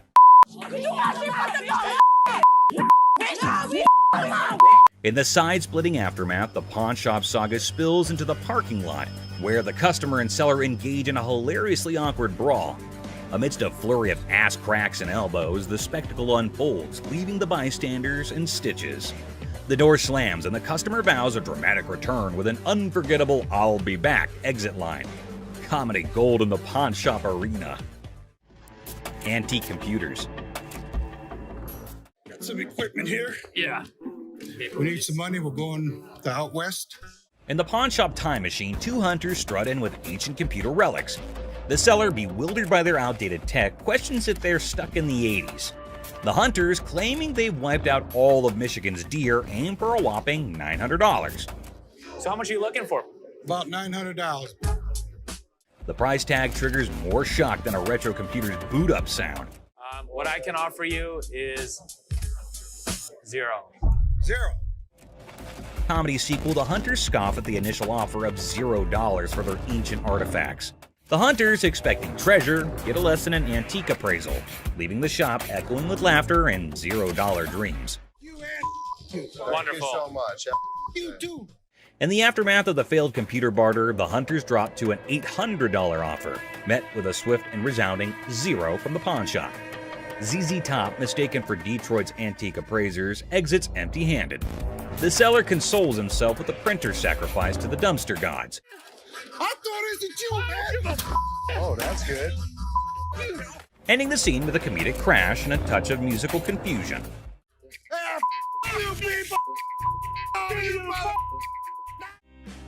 Plump man. In Hardcore Pawn, Les Gold faces off with a cheerful, plump customer aiming to sell a watch for his wife's anniversary. Les, ever witty, discovers it's their anniversary too. The old man deadpans 25 years, prompting Les to hilariously inquire, "How many happy years, man?" Laughter ensues in this pawn shop comedy. Too bad the shopkeeper shuts it down quicker than a bad punchline, not willing to spend a dime on what he thinks is a phony watch. Talk about a comedy of errors in the pawn shop. It's fake. I'm not interested in it. Let me see what you got in watches and take.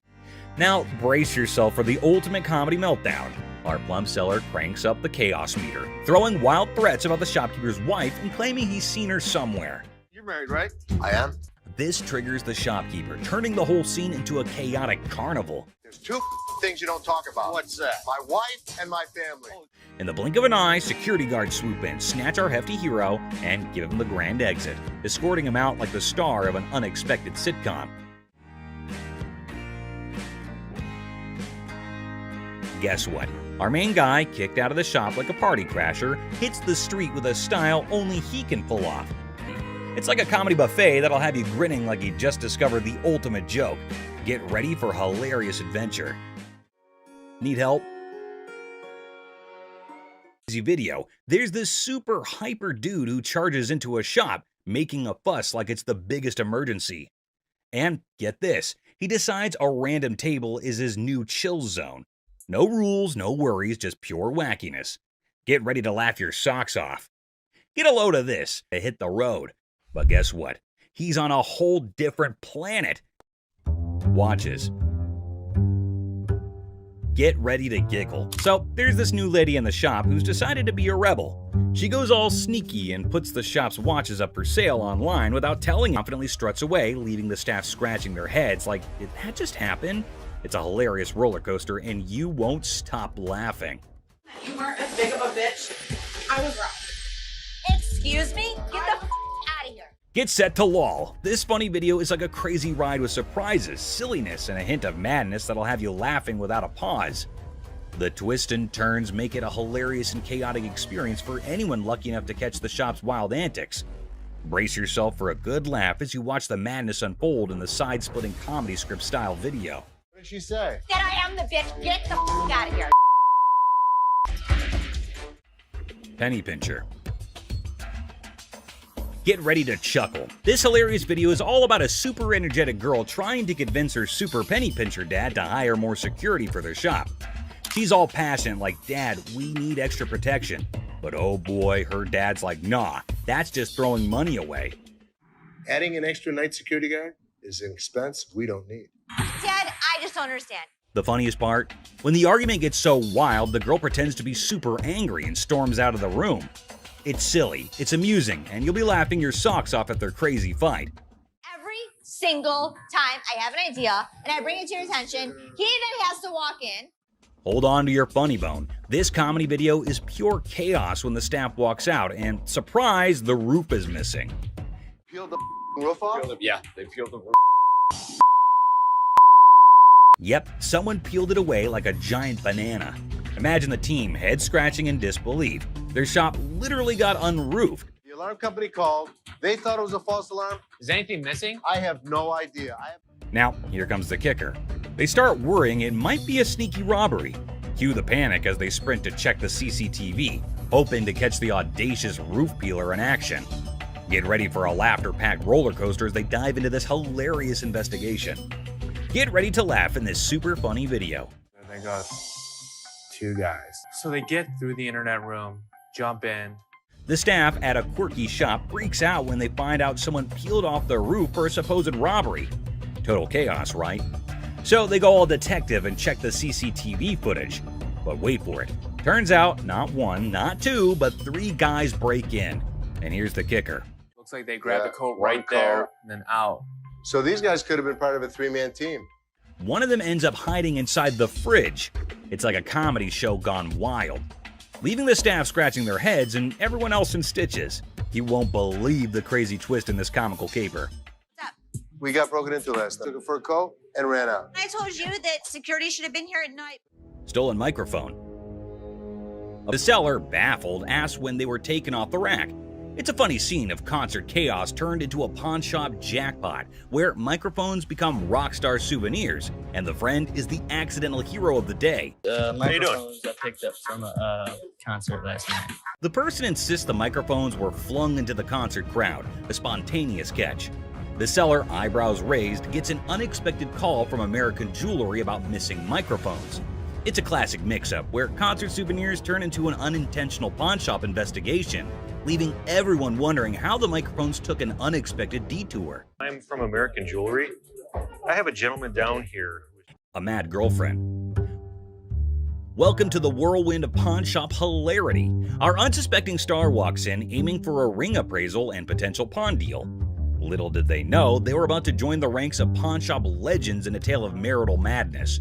I wanted to get it appraised, see how much it might be worth. Okay. Hold on to your hat. Drama unfolds as accusations of ring-napping soar, plunging the spouse into an emotional roller coaster over the disappearance of their precious bling. The tension is so palpable, you could carve it with a jeweler's precision. Okay, when I give you an appraisal, that's not how much I'm gonna give you in pawn. Okay. But hold on, our hero clarifies, I'm here for an appraisal, not to pawn. Q gasps in the realization that pawn shop language got lost in translation. The spouse is in disbelief, and we can almost hear dramatic music building up in the background. You wanted an appraisal on this ring. Plot twist, the ring allegedly transformed into bike parts? Is this a pawn shop or a two-wheeled saga? Accusations fly faster than a speeding bike, plunging us into a marital showdown. Why'd you take my ring? Echoes through the pawn shop halls. Why'd you take my ring? Well, I wanted to see how much it was worth. Our hero is left flabbergasted, caught in the crossfire of accusations and domestic mayhem. I just wanted to know its worth, they exclaim, trying to defuse the explosive situation. But alas, emotions rage on. Yesterday you said you needed bike parts and didn't have the damn money. And all of a sudden you got my damn ring. Unexpectedly, a wild punch appears. The spouse transforms from the drama unfolds. They assert their right to park no matter the odds. Suddenly, I'm patiently telling you, dude. Park your spots out. Meanwhile, our hero, undeterred, asserts, "I'm not going nowhere," as if the van gods themselves had bestowed upon them a divine parking mission. In a shocking turn of events, our hero literally stops, drops, and rolls on the store carpet, leaving everyone perplexed. The guy in the refrigerator. In this episode of Hardcore Pawn, we are taken to the time when a crazy man entered the shop, and when no one was looking, he took refuge in the refrigerator for reasons unknown. Thankfully, this man had spotted the crazy man and went to Ashley and others to let them know. At first, no one would believe him, but by the looks, he looked quite genuine, so they followed him up to the spot where the fridge was. Still hardly believing the man, they went to open the fridge, and boom! The man was curled up inside, about to make the refrigerator its new cozy little home. I don't know what y'all doing over here. There's some mother in the refrigerator. What? The whole situation was so absurd that not a single person in the whole shop could believe that there was a whole person hiding inside there. Good thing that they have security in the shop, so the man got what he deserved. What the f are you doing? Fake earrings. Two sassy black queens strut into the pawn shop, flaunting earrings worth $350. The seller, bewildered, questions their cash craving. They snap back. How you doing? Good. I'm here to pawn these earrings. Okay. Honey, our financial drama is an Oscar-winning secret. The seller innocently inquires about the swearing, prompting the girl to unleash a verbal firework. Trying to get $350 for them. Why do you need the money? It's none of your business why I need the money. As he fumbles to record the chaos, he realizes these queens can turn from pawn shop patrons to drama divas faster than his slowest sale. Talk about a speedy emotional roller coaster. Why are you swearing at me? Because you asking me why I'm coming in here to handle my business. In the midst of the jewelry saga, it's a linguistic roller coaster. The seller's ears are bombarded with jewelry, loan me my money, and a kid-eating crisis. What does my sign say? Jewelry and loan. This jewelry, loan me my money. I got to feed my kid. The drama unfolds faster than a soap opera, leaving him nervously counting non-existent diamonds. Talk about a pawn shop sitcom. Man, you getting on my nerves, dog. How'd you get You this? ain't even looked at my Do you know that these aren't real? In the sizzling pawn shop showdown, the win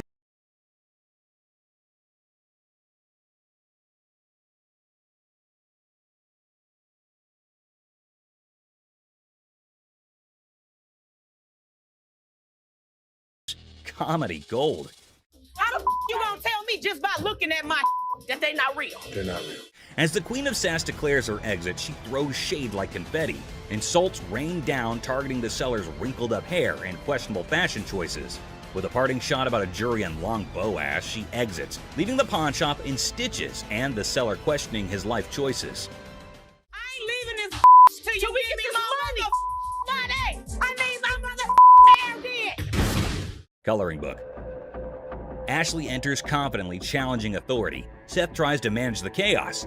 Tension rises as they clash, leaving everyone puzzled. Don't come in here thinking that you know everything in Earth. Like, I didn't know you should anything. go off and like run back to Hawaii where you bought that shirt. Unearthed Gems, a JFK coloring book from '62, and a Frank Zappa one from '82. Mom's surprise drawer is found. Now, the shop's in for a laugh, unraveling the tale behind these quirky relics. Hello. Hello. I have a John F. Kennedy coloring book from 1962 and a Laugh out loud scene as the seller confesses to buying a Frank Zappa coloring book at 25, never cracking it open. Now, with 3 daughters in college, it's a hilarious quest for cash. The quirky relics become the center stage for a funny exchange in the pawn shop. So why do you want to get rid of it since you loved him so much? well, I have 3 daughters in college and I need money. The negotiation dance continues as the seller justifies prices, leaving room for haggling. Tension rises comically as the buyer feels snapped at. The shopkeeper offers a research break, declaring, "I'm not in a hurry," in this pawn shop sitcom starring quirky characters. Okay, do you want to give me some time to do a little research on this, or? All the time you need. I'm not in a hurry. The plot thickens as Ashley discovers the price coloring book online for $8.75, triggering a hilarious spat. I didn't say any of that Can to you you. read that? $8.75. So make me an offer. 0. She hilariously expresses her dismay, accusing the customer of rushing and shoving a phone in her face. I'm looking at the one that he wanted $50 on, and I pull it off, and it says $8.75. The bickering ensues, with both claiming they're not married, adding an amusing layer to the pawn shop sitcom. I have to take him out this way. That's how much he pissed me off. In the ongoing pawn shop drama, Ashley delivers a sassy retort to the customer, suggesting he adds value nowhere and jokes about returning to Hawaii. The banter continues as another worker calls out Ashley for being rude. I think you're disgusting and rude. I didn't say any of that Can to you you. read that?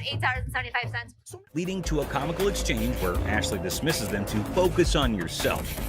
The workplace comedy unfolds with quirky characters and witty comebacks. Well, you don't add value to the organization. I have one. Well, thank you so much. But the next time you send my paycheck, you can tell me how to work. Parking lot. Cue the workplace alarm. The notorious parking lot gambler is back, and the office crew is on high alert. With a battle cry of "Let's go get him!" they embark on a mission to catch the elusive man of many lands, or as they dub him, that lady Pakistan. Office drama just hit the jackpot. What? Gambling again in the parking lot. Meet Robert Robertson, the maestro of sports memorabilia, introducing himself to Dennis in a pawn shop saga. The plot thickens as he unveils a treasure trove of Detroit Lions autographs salvaged from his sister's basement flood. Forget superheroes, this guy's heroics involve rescuing signatures during a Union picket line water ballot. All right. Here's Robert. Robert, Nice to I'm meet Dennis. you. Nice to Nice meet to you. meet you, Dennis. Yeah, I got an item here. You might be interested in. In the wild world of pawn shops, Dennis is hit with a first, an NFL labor strike poster. As Robert pitches his Union picket line relic, Dennis, caught between fandom and frugality, contemplates the value. It's a negotiation dance where even the poster's wrinkles have a say, and Dennis dreams of a dad who'd splurge on a heartbeat. What, Steve Backus? This is the first time a guy actually brought in an NFL labor strike poster. Dennis and Seth, the dynamic pawn shop duo, are advised to step up their deal-closing game. In the battle of signatures, Robert's pitch clashes with Dennis's detective skills.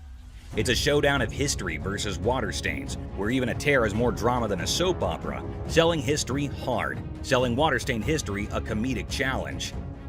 One just like this mint, though, and he got $950 for it. Right, So if that was mint, why would you want $1,000 for this? In this hilarious haggling carnival, the pawn shop pros are on their knees, throwing cash offers at Robert for the water-stained NFL labor strike poster. It's a dollar dance-off with Dennis and Seth, and they're juggling 20s like it's a comedy club. In the end, it's 5 20s that win the bid, leaving Robert with a pocket full of paper and the pawn shop crew high-fiving over their historic steal. $75? No way. Dennis, offering you just $100 cash money right now wouldn't make it. Gold earrings. In the golden world of earrings, Ashley and the customer embark on a carrot quest. The earrings sparkle, but the price tag dims the shine. The customer eyeing the digits suggests a hilarious plot twist. An exchange proposal that could turn this jewelry journey into a comedic barter ballet. I was looking for some gold earrings. You are in the right department. In the dazzling dance of earrings and dollar signs, the customer flips the script with an exchange proposal. Ashley, the jewelry juggler, contemplates the weight of the situation, hoping those earrings don't tip the scales against her. It's a hilarious jewelry version of Let's Make a Deal, where carrots and comedy collide. Well, what we can do is I can take those and apply money towards these.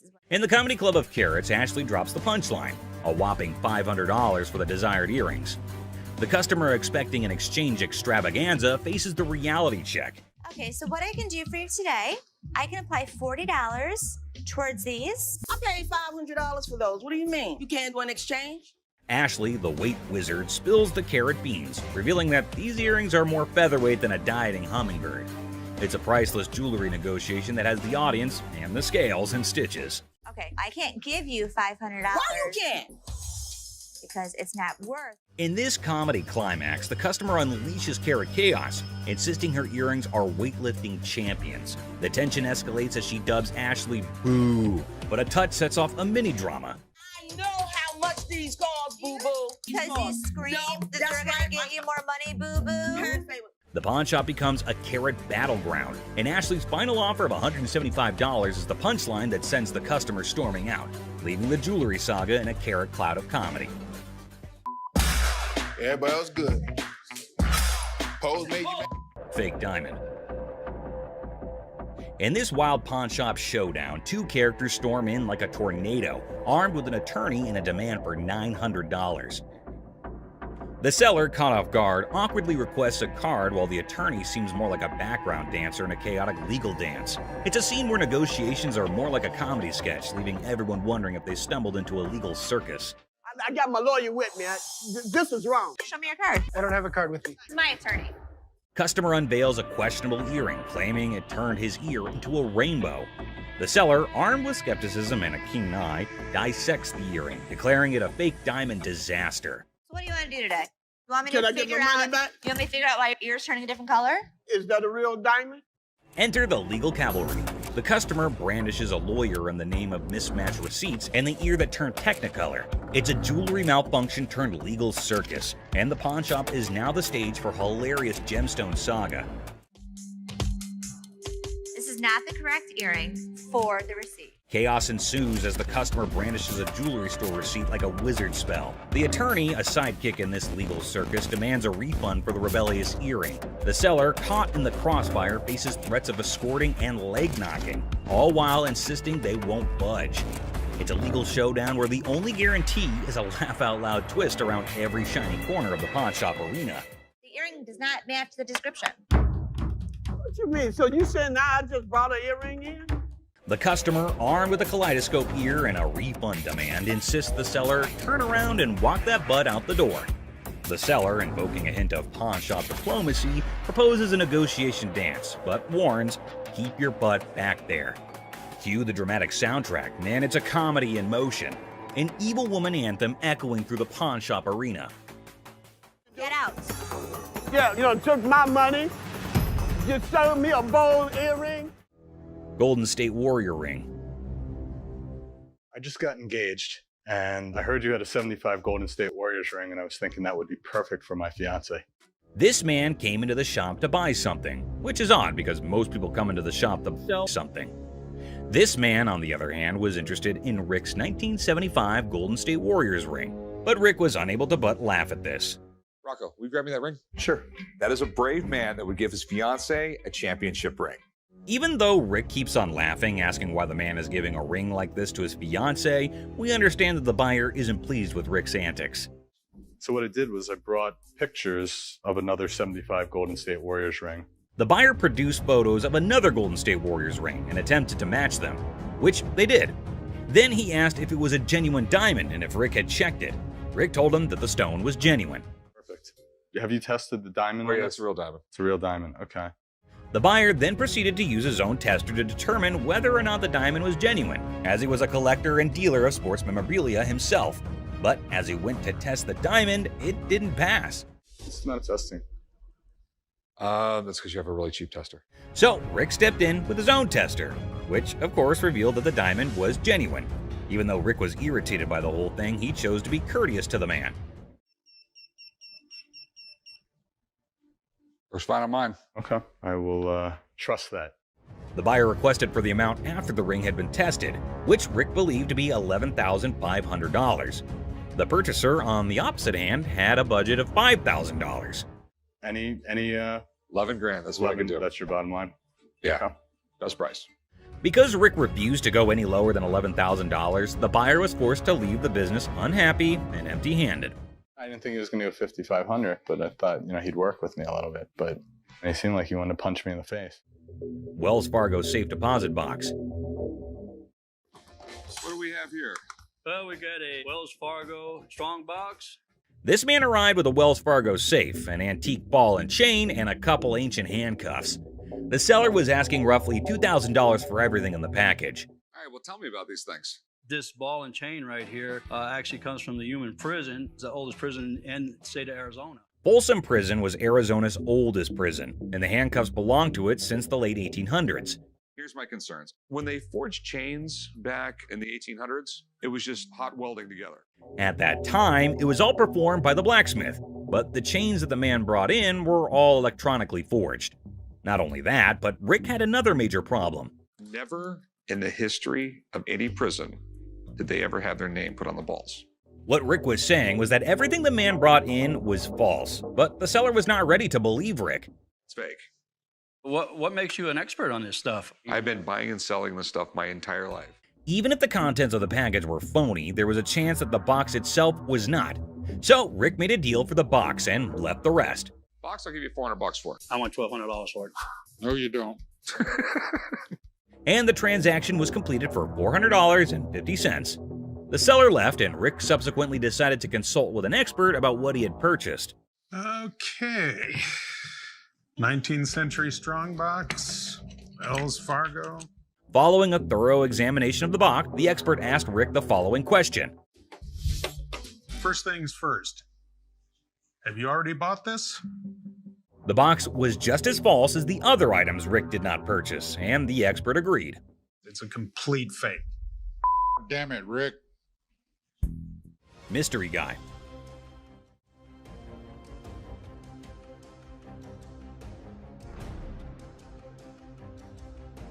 Right there. Here they come again. Hang on to your hats, folks, because we're diving into one wild tale. Picture this, a mysterious dude looking like a secret agent casually strolls into a pawn shop, acting like he owns the place. The shopkeeper, eyes wide open, can't help but stare at this walking enigma.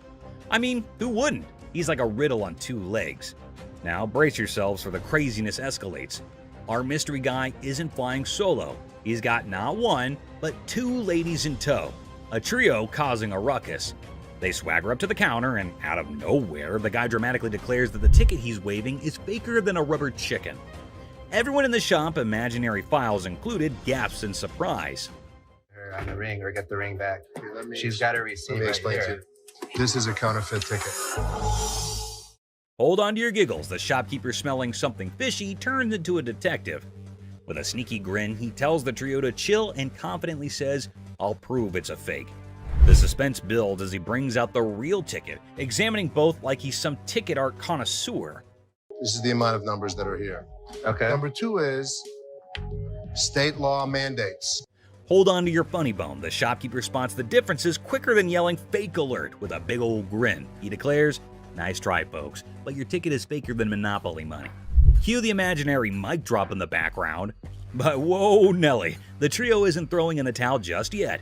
They get into an energetic discussion, pointing fingers, thrashing arms, and hollering as though they're contending in a yelling challenge. It resembles something out of a sitcom, and you can't resist the urge to chuckle at the idiocy. In the grand finale, our mysterious guy and his partners in crime admit defeat. Looking a tad embarrassed and probably feeling a smidge silly, they storm out of the pawn shop. The shopkeeper, now a hero in counterfeit ticket detection, is left with a bunch of baffled onlookers. And there you have it, a hilarious adventure that's weirder than fiction and funnier than a clown on a unicycle. Comedy gold, my friends, comedy gold. Gun cabinet. Well, it's a desk, but it's not really a desk. It's actually a gun. So what this woman brought into the pawn store was not anything that was common. It appeared to be nothing more than a plain desk, yet it was far more than that. It's a gun desk.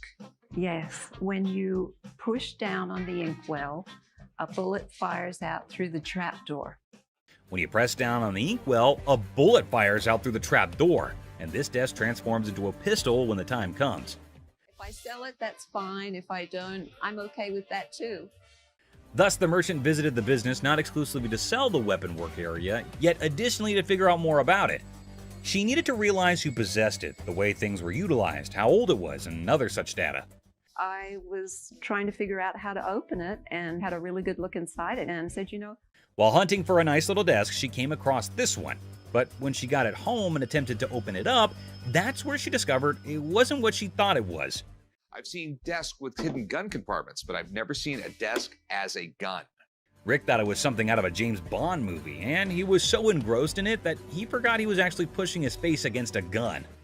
Do you mind if I have a buddy look at this thing? Because I am just completely lost here. Not at all. Rick believed it was best to have an expert look at it after taking a closer look, so he called one. Gun. This is the gun. What? The master had never seen anything like it, and had no clue about what it was utilized for. Yet, in lieu of what he saw, the master reasoned that it was made somewhere in the range of 1890 and 1910, which was an issue. Even though he couldn't guarantee it, the Pawn Stars may buy it in a gray area. Bring it to a gunsmith and have him professionally deactivate the mechanism. Then it can be legal to buy and sell. The only way to buy and sell it legally is to take it to a gunsmith and have him deactivate the mechanism. Only then can it be simply and legally acquired and sold.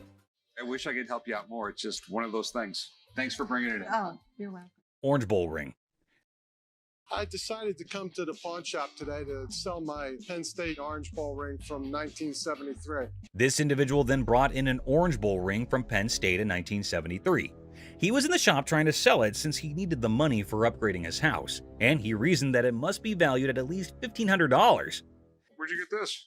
You know, I went to Penn State and guy down the hall played on the team, and he needed some money, and I bought it back then. The seller claimed that one of the team members needed some cash and that the only thing he had was that ring. Thus, the man paid him the necessary funds and purchased this ring. You know, it was Jeff Clark. He didn't play too much, but he was an outside linebacker for the team. This particular ring belonged to a linebacker named Jeff Park, who was a member of the squad even though he didn't play much. What are you looking to get out of it? I'd like to get $1,500. Okay. Just as he previously stated, the man wanted $1,500, but Rick needed to examine the situation more carefully before making any moves to get the ring. It was then that he discovered that the ring had a problem. The price is reasonable, but it's illegal for me to buy or sell anything when any identifying mark has been removed on an item. The ring was cool, but it was also reasonably priced considering that the engraving makes it completely identifiable. It was no longer lawful for Rick to purchase or sell this ring after the engravings were taken out. I'd be more than happy to buy it off you for $1,500. Problem is, it's like buying a car without a VIN number. The seller was a little confused as to how the removal of a few inscriptions might make the ring illegal to purchase or sell. As a result, Rick and Corey had to thoroughly explain everything to him and let him know that despite their best efforts, they're unable to handle it. All right, dude. Okay. Sorry I couldn't do nothing with it. Okay. I know 1,001 people I could have sold this ring to and made a fake bill. I have some political memorabilia, the Secret Service ID for J. Howard McGrath, Attorney General of the United States. This individual entered the pawn shop with a $10 bill that had several signatures on it, a White House pass, and several Secret Service IDs. He estimated 1,000 figures for each of these items, but before beginning to negotiate, Rick needed to learn more about them. He was the chairman of the Democratic National Committee when Truman ran for president. Rick was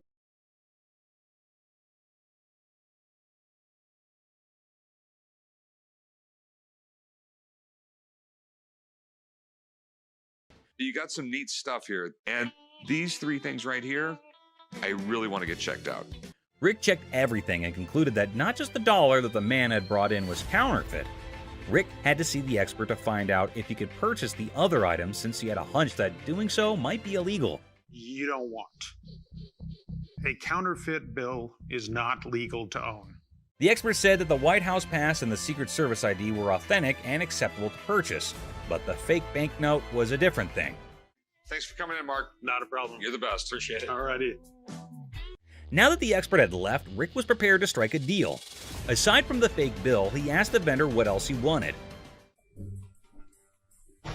Yeah, I'll give you $500. Good deal. All right. You want to write them up? Yeah, sure. The vendor left the store with the cash and the unauthorized bill after the trade was completed for $500. Hopefully he gave the Secret Service the counterfeit bill. Harley Davidson. You got any paperwork I can see on it, or? Yeah, I got the title, but can we negotiate first or something? I mean... Now, Corey's a seasoned pawnbroker, and his spidey senses tingled the moment the seller mentioned paperwork later. It wasn't the gleaming Harley Davidson that raised an eyebrow. It was the seller's insistence on negotiation first, documents on hold. See, Corey's dealt with his fair share of shady characters, and a bike like this beauty attracts all sorts. So with a polite but firm smile, Corey politely pushed back. Paperwork, he said, before we talk about the price. Standard procedure. You got any paperwork I can see on it, or? Yeah, I got the title, but can we negotiate first?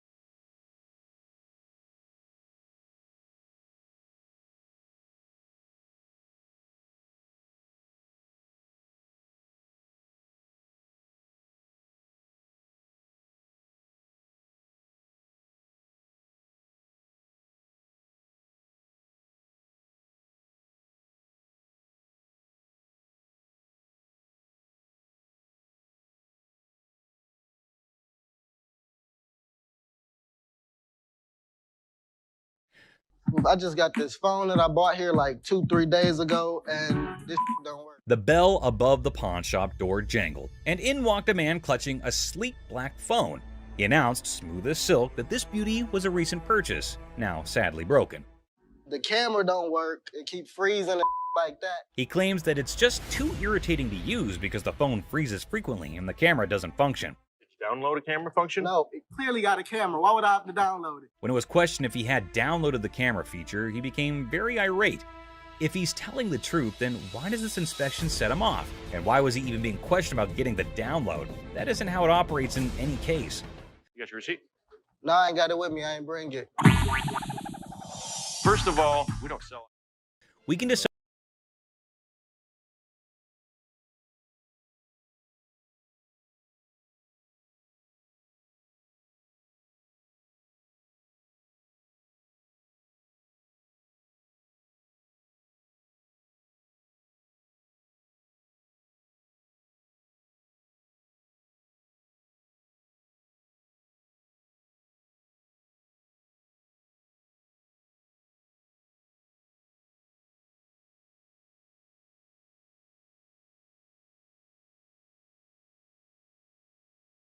Another phone. If he said clearly one more time, I was going to clearly have to knock his freaking head off. We're all aware that Rich needs the receipt. You, my man, are not. Who sold the phone to you in the first place? Somebody. He here. When questioned who exactly had sold him the phone in any case, he quickly pointed at any random employee. We haven't had one of those out for sale since I've been here in 6 months. I mean, I just seen you in 2 weeks. Furthermore, it appears that the youngster he pointed at didn't know why he was being called for. Thank you very much. I appreciate you coming on over here. You can go back to selling that computer. All Rich knows is that it's an iPhone, but he's more irritated by something else. What's more, clearly it was working out. Can you go show him how it works? Take a picture out in the parking lot. Nope. And then, like a burst dam, the story spills out. The phone wasn't his. The purchase was a shady deal in a back alley. The frustration wasn't with the camera. It was with the consequences. The cold sweat of a gamble gone wrong. With a sigh, Rich ushers in the man and his broken phone out of the shop. The heavy silence echoing their unspoken pact. The truth had been told, the game was over. That's all for our video. We hope you liked it. Please comment, like, and subscribe. Don't forget to hit the notification bell for more videos like this. Share it with your family and friends. See you next time. Christina stealing money. Here's something curious happening. Les seemed to be very angry over that man. Don't know what that man was doing there and what he had done, which made Les angry. Let's see what will happen. Ant stole the leftover money. Everyone there is so angry. What is going to happen now? Les is curious as he is sure that Christina cannot do this kind of stuff alone. There must be some other people supporting her in his play. Les is taking it to extremes and asking again and again if there's another one with her. Have you been working with any other employee? All alone without any knowledge of anybody else stealing from us, correct? Oh God, he asked her to send her to jail if she did not speak the truth. Oh my God, things are getting worse. She's not telling anything. Mother-daughter fighting. So there's a woman coming with her daughter. She showed some pieces of bottle in her collection of stamps. According to her, it is worthy, but actually it is not. Les asked her that it is not that worthy. Oops, the mother got angry at Les. Because for her, they are worth everything. What will happen now? So what you got? I got some really expensive stuff. Show me. Oh my God, the daughter charged a fire against her mother. You better down. No, you. Girl, what the hell wrong with you? She triggered her and insulted her for her useless collections, and oh my God, look, they're about to have a deadly fight. Oh God, the mother scratched her daughter. Les is stunned. They don't want. Get the off my. The mother and daughter are having extreme fighting conditions. Everyone around is watching them. Les is stunned and did not have any idea that this would happen, or it might be very casual to them. Get the up now. Okay, the guard has been called. The mother is still beating her daughter well and doesn't want to argue anymore. Both are screaming at each other. The security guard is letting them out. Oh my God, how embarrassing and strange it is to see mother-daughter fighting like that. The security guard gets them out and everyone is laughing at them. Astonished Les. I had to intervene. Okay. Man threatening Les. So a man entered the pawn shop and headed straight towards Les. Seems like it would be a happy deal with that cool customer. Okay, the man had an anniversary today, and so both are sharing some joys together. Seth and Les's fight. Les and Ashley seemed to be discussing some serious stuff. Felt like something serious had happened. Giving a 40,000 square foot free-for-all back there? That's no policy. What do you think brought us to here, Seth? But Seth is not getting anything. They are having a fight. Owner of the shop better than him. Les is stunned. Everyone around is listening and is terrified of what will happen now. It's outdated. I can run this place better. I know exactly what needs to be done. I want the opportunity to run this place. Les is going to take everything very seriously. God knows where that anger will lead both of them to. Les is tailoring Seth that he cannot do anything, and without Les, the pawn shop would close. No one can run the shop better than Les. But things are not getting cool. Seth yelled after Les and got out of the cabin. Ashley, listening to all this, is making fun. God, it is not that serious. Well, Les in his anger was constantly getting furious over that debate. Man got beaten by Les. A mess, but he's not stopping. I think he wants to insult himself. It will make things go mad. He is extremely screaming and trying to hit her out. That crazy man is calling death. The guard came trying to beat Ashley and getting over her. I need my money. What you so mad for? Go ahead. They took my money, man. Today, we've got a wild ride for you on Hardcore Pawn with some idiots. Get ready for a roller coaster of laughs, absurdity, and unexpected turns on this episode of Hardcore Pawn, where the ordinary becomes extraordinary. A $3 bill. Hi, excuse me. Yeah. Hi, I'm looking for a watch, maybe about $100. I got $100 to spend. Well, well, well, look at this drama unfolding in our favorite pawn shop.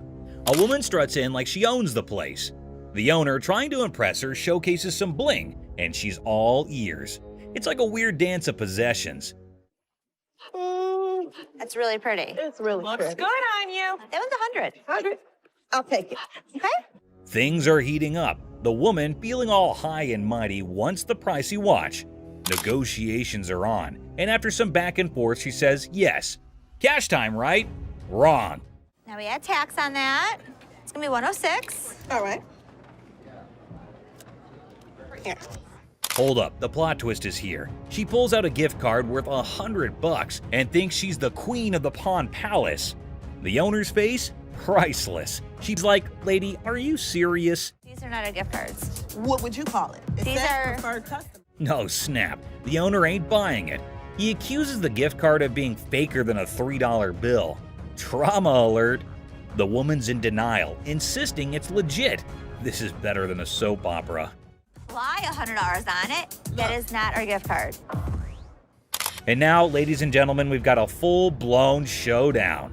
The owner versus the woman. It's like a bad reality show. She's trying to swipe that card. He's not having it. Cue the verbal fireworks. Okay, I'm not about to lose, Hold on all one right? second. Let me explain this I'm to her. not about to lose. I want the watch. Turn around and swipe. The tension is thick, and so is the irony. The woman's yelling, the owner's smirking. It's like a comedy sketch gone wrong. This fight is going in circles, and I'm here for it. You the ugliest two sisters I've ever seen in my life. Finally, someone with common sense. The owner kicks her out like he's escorting a misbehaving guest from a party. She's asking for directions like she's lost. Well, she kind of is, lost in her own questionable choices. I'm gonna get my money. Hey, Byron, show her where the money's at. My money. He's gonna show you where the money's at. As she's thrown out, she's hollering about fraud and wanting her money back. Lady, you tried to pull a fast one, and now you're left with nothing but echoes of your failed scam. Better luck next time, or not. Go ahead. Man, they took my money, man. Somebody want $100. Penguin generator guest. Well, folks, here we're witnessing a guy waltzed in reassembling a penguin on a skateboard. Cue the chaos. Security guards swoop in, dragging our penguin out like a grumpy rock star exiting the stage. Oh, you want to bet? Excuse me. Have a good day, sir. Hell no. No. Have a good day, sir. Gun desk. Today at the pawn shop, a lady brought in a mysterious desk that moonlights as a gun desk. A desk with a concealed firearm. She's clueless about its value, but is selling it like a quirky antiquity. If danger strikes, just push the button and file your stress away. Where in the world did you get this? I got it in an estate sale. I was just looking for a nice little desk to put a guest book on. Apparently, the lady got this gun desk from an estate sale, thinking it was just a cute desk for a guest book. The seller's reaction? He's seen hidden guns in everything. Swords, canes, cameras, but a gun-disguised desk? It's like 007's DIY project gone wrong. You're really not going to stop anybody if you shoot them in the thigh with a small 22 like that. Well, it's not even a regular 22. It's a 22 short or something it looks like. The pawnshop seller, baffled by the antique gun desk, insists on a buddy inspection to verify its age. The buyer, eager for the coolest desk ever, is like, "Where's the gun, though?" Antique furniture shopping needs gun control comedy. This thing is a gun. You press there's the trigger. That falls down, hits the hammer. The bullet flies out this way. The second seller is utterly perplexed by the gun desk, questioning its practicality. He's pondering who would buy a tiny desk with a hidden firearm. Meanwhile, the buyer's probably thinking, well, it's the perfect desk for a high-stakes game of hide-and-seek. The other thing is, I don't know how old this thing is. The seller delves into firearm logistics, explaining the pre-1898 loophole and the concealed weapon twist. Meanwhile, the buyer's probably regretting not majoring in antique desk forensics. Okay, it's one to have a gun, but now you have a concealed weapon because it's a hidden gun. Have you had it apart? Yes. The seller navigates the murky waters of antique gun regulations. The buyer, eager for a legal loophole, contemplates turning the gun desk into a non-threatening relic. Antique buyer drama at its finest. Thanks for bringing it in. Oh, you're welcome. I really wish I could have bought this because the odds of another gun desk coming in here are slim to none. Super Bowl ring. Walked into the pawn shop like a Super Bowl champ flaunting a ring fit for the football gods. The seller's dreaming of a touchdown deal at $22,000. But he's ready to settle for $19,500 because even champions negotiate in the end zone. I'm looking to get anywhere from like $22,000 to $21,000 for the ring, but if $19,500 was to hit it, I'd take it.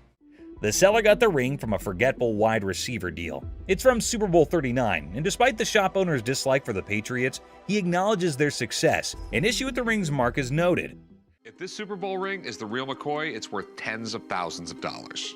But a hand-engraved manufacturer's mark just doesn't seem right to me. The pawnshop worker, with a quirky habit of hoarding Super Bowl rings, scrutinizes the suspect engraving on the Patriots ring.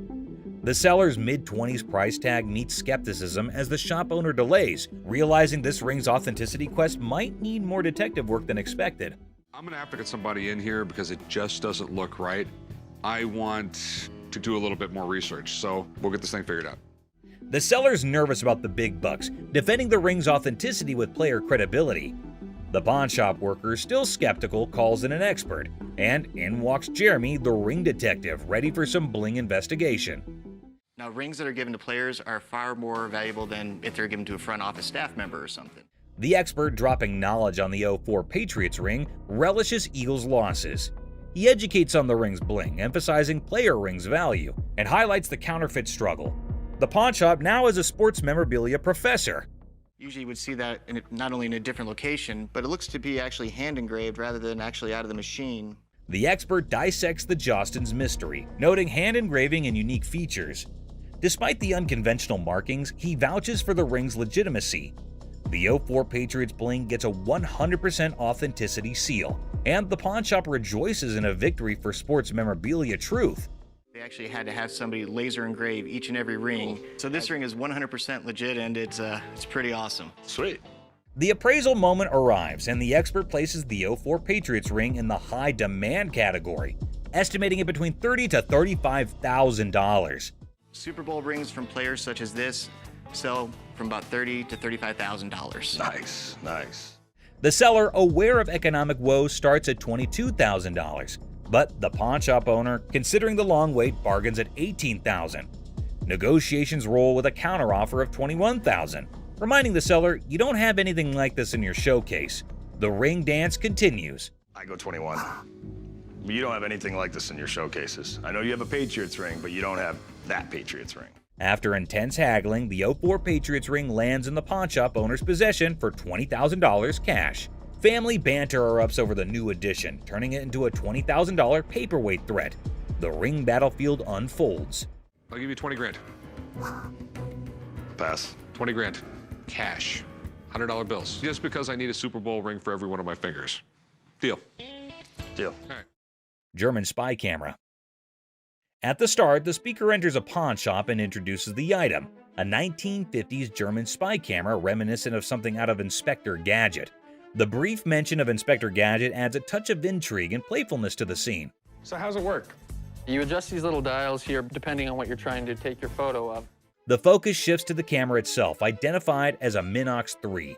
The speaker highlights its compact size, likening to a cigarette lighter.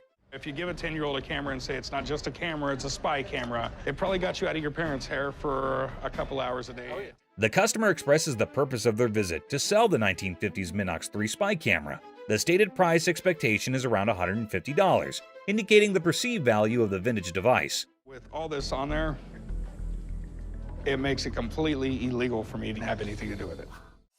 Chopper loan negotiation. So how can I help you? Yes, I got this. I can help him. I got it. How do you think you know more about silver than I do? I know how to price it. I know exactly how to. In a high-stakes confrontation at a jewelry counter, emotions flare as two individuals argue over expertise. Tensions rise with each claim about pricing silver, creating a chaotic scene. $30,001. No, it's not the $1. 30 grand. I'd like to say yes. Listen, 40 or 20. Let's slip a coin. The scene shifts to a pawn shop where negotiations over a custom-made chopper motorcycle take center stage. The owner seeks a loan, facing financial struggles and desperate circumstances. What are you doing? What you got? See if I can get a loan on my chopper. It's a 113 motor. The motor alone was $7,000. The stakes rise as a coin flip determines the fate of a $20,000 loan for the chopper. The tension escalates, showcasing the unpredictability of financial decisions and the impact on the customer's life. I've seen a lot of motorcycles come in here, but I've never seen one like this. Okay. I need about $10,000. The focus shifts to the custom chopper's specifications and sentimental value, highlighting the emotional connection due to the brothers' craftsmanship. The negotiation becomes a delicate balance of compassion and financial reality. On a loan, about $5,000. Paying off both, or I mean... 5,000. I'll go 5,500. All right. Deal. All right, we'll get you 5,500. The episode concludes with a deal struck at $5,500 for the motorcycle. Despite falling short of the initial request, there's a glimmer of hope for the customer, bringing a mix of relief and uncertainty. Misguided price pursuit. Look at that. Is it real? Well, you gotta pull this. Pull that. Try pulling that. I don't know how much that is. You got nothing. Two black women enter a pawn shop and discover a game machine. Excitement turns to disappointment as they realize it's for entertainment only, not for winning real prizes. This is a toy. That's a toy. It's a toy. This is here for the girl manager. I'm the manager. You're not gonna get anything. The atmosphere intensifies as the women express their displeasure, demanding a prize from the machine. The situation escalates and the guard steps in to address the misunderstanding. Let's go out. Let's go. Well, just keep walking, man. Keep walking. Don't tell me what's order. Come on.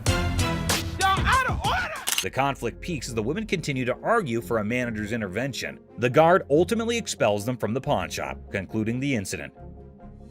Bubble hockey. Bubble hockey. Detroit Classic.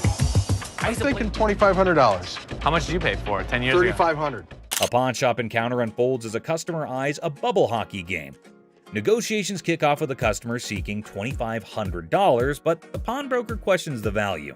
Under $1,000. Maybe we work out a little game. Winner gets the price. 900 if you win, 500 if I win. Oh, can't do it. The negotiation continues with the pawnbroker proposing a lower price, suggesting a gaming duel to determine the final cost. The customer hesitates, seeking a higher amount.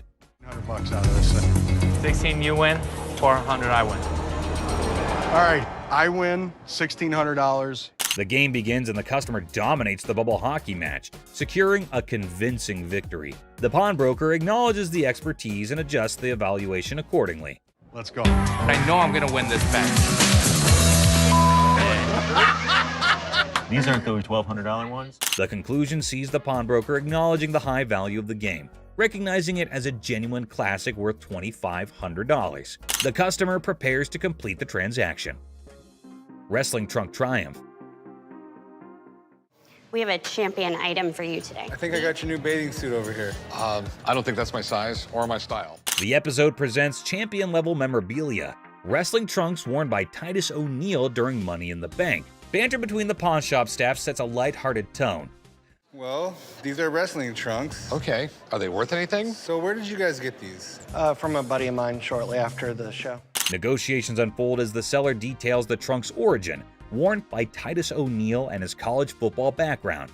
Price discussions ensue, involving humor and strategic bargaining. Oh, how much are you looking to get? 1,800. Are they worth that? What do you think about 800? What about 14? Money at $1,000. Go for it. You have a deal. All right. The negotiation reaches a climax as Chumley proposes $800, leading to a amusing wrestling-themed banner. The final agreement settles at $1,000, and the seller agrees to the deal. Right. And you sure this is like real and everything? Yeah. But you're sure they're real? 110%. Concerns about authentication arise, with reassurance that the trunks are genuine. Rick, the pawn shop owner, decides to break even on the purchase and seeks dinner in return. I'm gonna go look at stuff I understand. I thought you might want to put this back in your collection. Absolutely. It was my first WWE Championship match, and I won the Tag Team Championship. Titus O'Neil makes a surprise entrance at the restaurant, sharing the backstory of the trunks and their historical significance. The emotional reunion adds a personal touch to the transaction. We bought them for $1,000, so if you just let me break even and give me dinner, I'm good. Got my little black bag and everything. Look at that. The episode concludes with Titus O'Neil expressing gratitude, and the pawn shop staff excitedly anticipates dinner. The atmosphere remains lighthearted, emphasizing the unique experiences of the pawn shop. Gunfire and negotiation. It was handed through the generations to me. What are you trying to get out of it? I'm looking for $50K. 50,000. 50,000. Corey introduces Alex to Craig, who has a fascinating antique wheel-lock gun. The guys are amazed by its rarity and history, and Alex is about to share some cool facts. Man, this is stunning. Dating from about 1600s. I've never seen anything like it before, but he's asking $50,000. Alex dives into the history of the wheel lock, revealing it's a German-made firearm from the 1600s. Craig is nervously considering a $50,000 price tag. Alex suggests a test at the range. Yeah, this is special. I love this wheel lock. And you still want 50 grand for it? Absolutely. After research, Alex discovers that the gun belonged to a Prince Archbishop's personal guard. The guys head to the range for a nerve-wracking but successful test, and Craig's asking price is discussed. Nice! What do you think it's worth now? I think it's $40,000. In a quirky twist, Corey notices devil emoji targets for a gun designed to protect a Prince Archbishop. The gun fires impressively, and Alex estimates its value at $40,000. Not as easily as I could do 30. I would go 32.5. We'll lose it over that. We'll do 32.5. The negotiation begins with Corey expressing admiration for the unique gun. After some back and forth, they settle on $32,500, striking a deal for the exceptional wheel-lock gun. Churchill letter. A historical dealer brings a Winston Churchill letter to the pawn shop. The seller's writing? Not so great. But hey, it's Churchill, and the drama begins. I have a Winston S. Churchill typed letter signed. Okay. A quirky twist. Churchill wrote to a food writer about a paperweight from Benjamin Disraeli.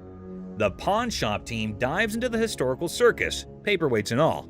Enter Steve, the expert, unraveling the mystery of Churchill's signature. The magnification saga begins, complete with ink flow discussions and hilarious attempts to decipher the genius's handwriting. A surprise appearance by a 1968 Jack Kevorkian Volkswagen van shakes things up. The chopper deal is done, but now Churchill's letter gets a comedic price tag dance. Negotiations, magnifications, and laughs galore. The thing I do like about this is it's got the writing on it, and I would put the value at the high end of that scope, so probably about $1,500. The final act, the pawn shop owner, a smooth talker, bargains down to $1,200. The deals are sealed and everyone heads off with laughs, paperweights, and probably a newfound appreciation for historical handwriting challenges.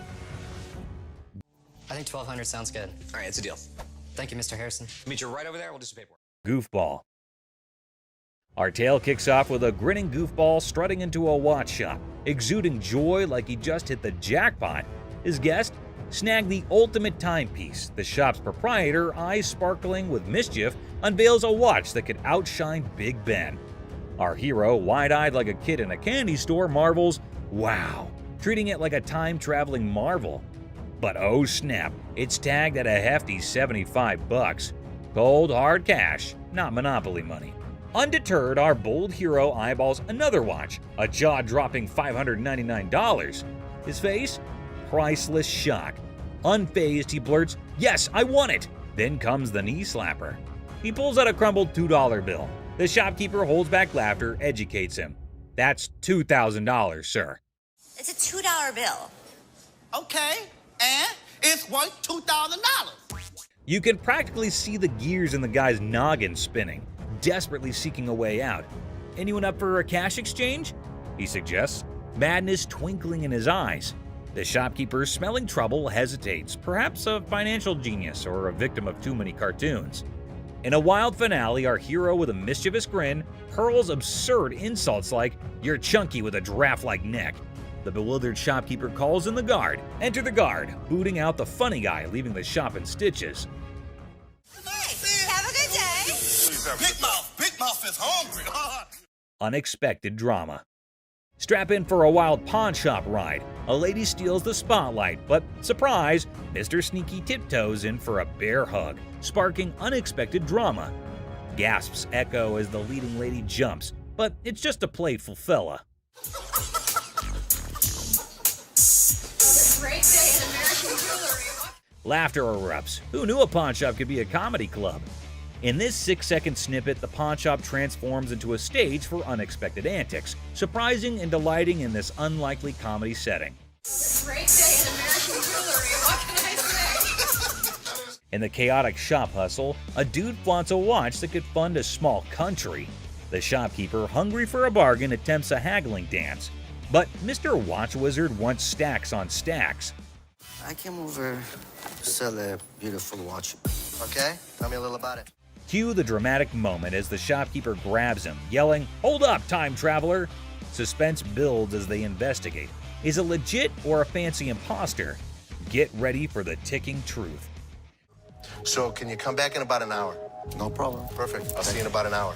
Thank you. Picture our man playing Sherlock, sneakily starting the girl checking the watch. Instead of screams, laughter erupts. A mischievous symphony until the fun police arrive. An authoritative figure sternly commands, "Stop right there." Giggles turn into awkward coughs. Lesson learned. Messing with the timepiece police is no joke. They keep the watch world in check. Somebody had it open. You can see how screwed up they made those screws. Someone did have it open? You can see. Business clash. A dramatic drama unfolds as Mark, introducing himself, seeks business from the owner. Tension builds with background music, setting the stage for unexpected confrontations. Clearwater, Florida, but I have family up here in Northville, and we're starting a towing company, recovery, impounding. Mark pitches his towing business, convinced it's a better venture. The owner, unimpressed, rejects the offer, leading to a clash of perspectives and business philosophies. Well, things happen. We don't have that problem because we have fences around the building. The owner dismisses Mark's proposal, asserting control over his domain. Well, I'm going to give you some paperwork to sign. I wouldn't sign anything because I don't need your services. The comedy irony emerges as Mark persists, unaware of the futility of his attempts to sway the determined owner. The owner bluntly shuts down Mark's pitch, labeling it a shakedown. Listen. No, you listen. You are not coming into my business and trying to shake me down. The dialogue becomes increasingly heated, with the owner refusing to entertain the supposed business opportunity. What would you call it? I call it a business opportunity. I'm not interested. Mark's exit is met with firm warnings from the owner. The situation ends humorously with a comment on Mark's nice car, injecting a light note after intense confrontations. I'll be back. If I were you, I wouldn't come back. Whatever. The gym brawl. So, watch this hulking bodybuilder guy, all muscles and bravado, strutting into a pawn shop with this wrecked workout thing that looked like it went through a blender. He was like a peacock on protein, thinking he set up a magic muscle worm. The shopkeeper, a guy with a face as serious as a freshly waxed dumbbell, raised an eyebrow at the smashed up widget on the counter. Hey man, I need to talk to somebody about this. This piece of junk I bought in here just a couple days ago don't work now, it's broken. Check out this masterpiece, our bodybuilder buddy declared, pointing dramatically at his broken workout thing. It's so messed up. I swear it's doing reverse squats by itself. The shopkeeper, squinting at the wreckage, deadpanned. Reverse squats, huh? Must be the newest gym craze. This thing obviously couldn't handle what I was doing on it, so 2 days later it don't even work, so. But our muscle hero was not giving up. Leaning over the counter, he claimed, "I want my money back." How about you just get my money, and then we won't have any more problems with this, but I need my money back. This thing's more of a comedy show than a workout. The shopkeeper, trying not to crack a smile, said, "Well, it's a one-of-a-kind piece, guaranteed to break the ice at any gym." Or what? Or what? There's gonna be a problem. How about What that? kind of problem is there going to be? Oh no, that's like a WWE scene. Our bodybuilder flexed his words and shoved the shopkeeper. "Give me my money or I'll turn you into a cardio machine for a month."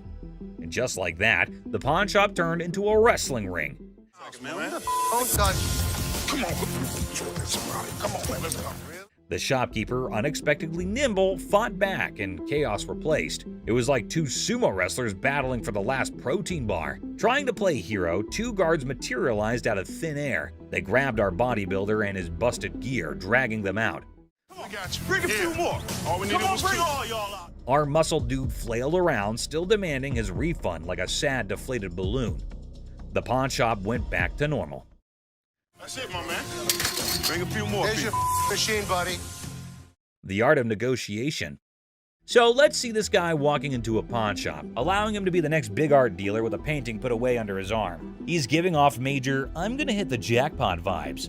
The shopkeeper, with a sneaky grace of a cat burglar, checks out the painting like it's the Mona Lisa 2.0. Our confident guy also spins this wild tale about how the painting formerly belonged to Napoleon's pet goldfish, or some other crazy story. So what you got? I've got a painting from Peter Max. An original painting? Well, I got into a silent auction. The shopkeeper, poker-faced like a pro, goes, intriguing. You can virtually see dollar signs in his eyes as he dreams of making a fortune. Now comes the big moment. Confident guy bravely says, "I want $3,000 for this masterpiece." Let's see if she can close a deal. Yeah, what is the bottom line? 3,000. No way. The shopkeeper, still all mysterious and cool, smirks and says, "I can do 1,500, or you can hit the road." 1,500, we got a deal. It's like a Western showdown, but with money instead of guns. It's a take-it-or-leave-it situation. The confident guy, looking a bit less sure of himself, decides to pull a classic move, pretending to discuss it with his imaginary art expert friend. Maybe it's an unnoticeable chum with an art degree. While our hero is deep in discussion with his invisible art critic, the shopkeeper, beaming like a Cheshire cat, decides to up the figure. I know there's a market for it. So $1,500 I think is pretty good. They need to take the money and run. He counts out $1,500, slams it on the counter as if to say, "Take the cash and run, chum," or say farewell to the deal of a lifetime. 1,500. All right. In the end, the confident guy, now looking further confused than confident, grabs the cash and virtually sprints out of the shop. And that is how a pawn shop turned into a comedy stage, starring Mr. Confident, the mysterious shopkeeper, and an oil with a Napoleon-connected goldfish. Art, my friends, might be priceless, or at least worth $1,500. Peter Max. Seat showdown comedy. In a strange pawn shop turned into an airplane seat sale, things got wild when a gutsy and unusual woman decided to turn the whole event into a comedy show. Picture her like a sneaky cat strolling over to a chair and ignoring the "don't sit" sign as if it were garbage. It was as if your rebellious grandma suddenly took center stage, tossing caution and posters to the wind.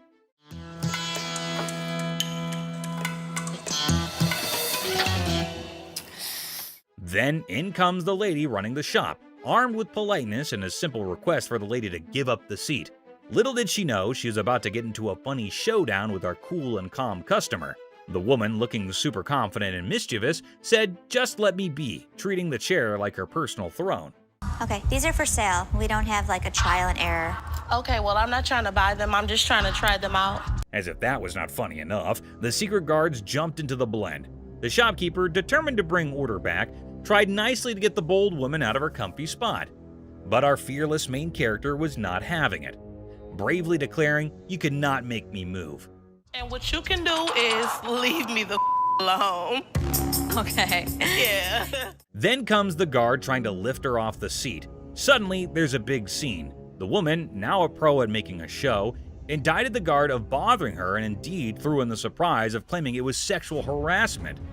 The pawn shop turned into a stage for a solo performance, with our main character making up the script on the spot. No, thank you. Get on up No, out of here, no, you can get your hand off. Get your hands off of me. Get your hands off. But the comedy did not stop there.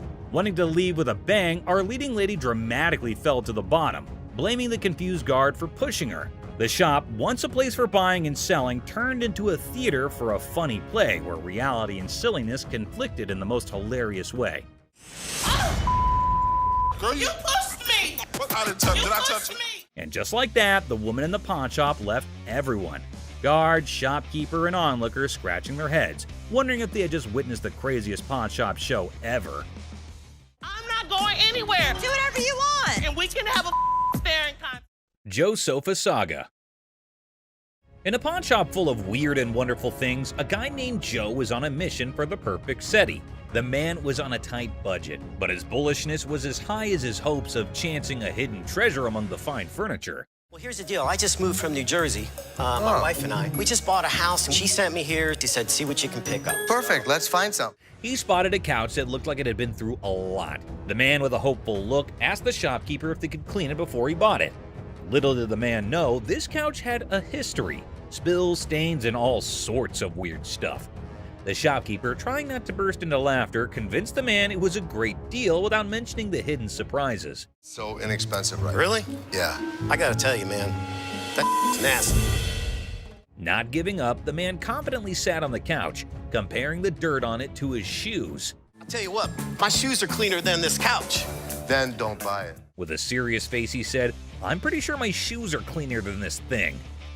He even tried to make a deal, $200 for the not-so-great couch. $397.77. Really? Well, I only got $200. It was a deal only Joe could find reasonable in the world of craziness. The real laughter started when this man, without thinking much, joked that if the couch were the shopkeeper's daughter, she must be a nasty one. The line between funny and awkward was getting blurry. We had a reupholster and I gave it to Ashley. Is that right? Yeah. Is that your daughter? That's my daughter. She must be nasty, too. Out of the blue, a guard, called in by the offended shopkeeper, rushed in like a superhero. Joe was lifted off the couch and thrown out of the store, leaving everyone laughing. Yeah. Walk out. Walk out, my man. The pawn shop adventure had ended, but the story of Joe and the not-so-clean couch was sure to be a tale told with giggles and grins for years to come. Yes, sir. Go someplace else. That's the dirty D right there, baby. Comic pawn shop confrontation. Okay, a man is coming towards the shop. Wait, what? Is he coming to have something from the pawn shop? The man asking about her daughter means how creepy it is. Hello, I need to pick up some stuff for my daughter. Is it in pawn? Yes, ma'am. Laughter begins. Everyone around is intrigued to know what had happened to this man. Oh, another man entered into the argument. Let's see what would happen. Man accusing the shop owners of stealing. How crazy this man is, constantly accusing them of being thieves. No, I want the stuff. Yeah, but without the ticket, we can't give it to you. The man is constantly infuriating them and sees he has come out the carbon. Who knows what will be the end of this nonsense fight? Oh, they're about to have the piercing argument. I'm here, I want the stuff now. And what's he gonna do? The man called the guard to throw him out, but see, the man is not in control. He is constantly arguing and challenging them without knowing the fact of the danger he's really in. Oh God, he's challenging the massive guard! The guard stopped him and said, "Don't touch me," but the man was not understanding. Hey, I ain't scared of him! Is he serious? Calling his death to come earlier. The guard, in his fur, sent the man out. The really funny moment for all because the stupid man in his arguments really put him into account. Hey, you can't get... Hey, I want my stuff! I tell you what, big boy! Hey! Battle for sanity. Well, folks, take a look at the pawn shop's front yard. It's like a bustling highway out there. The crowd has formed a lane longer than my grandma's stories. And guess what? The sanity levels are off the charts. It's like a contest for who can stay the sanest. Now, hold your horses because here comes the geniuses. These folks are more interested in the pawn shop than a cat in a laser light show.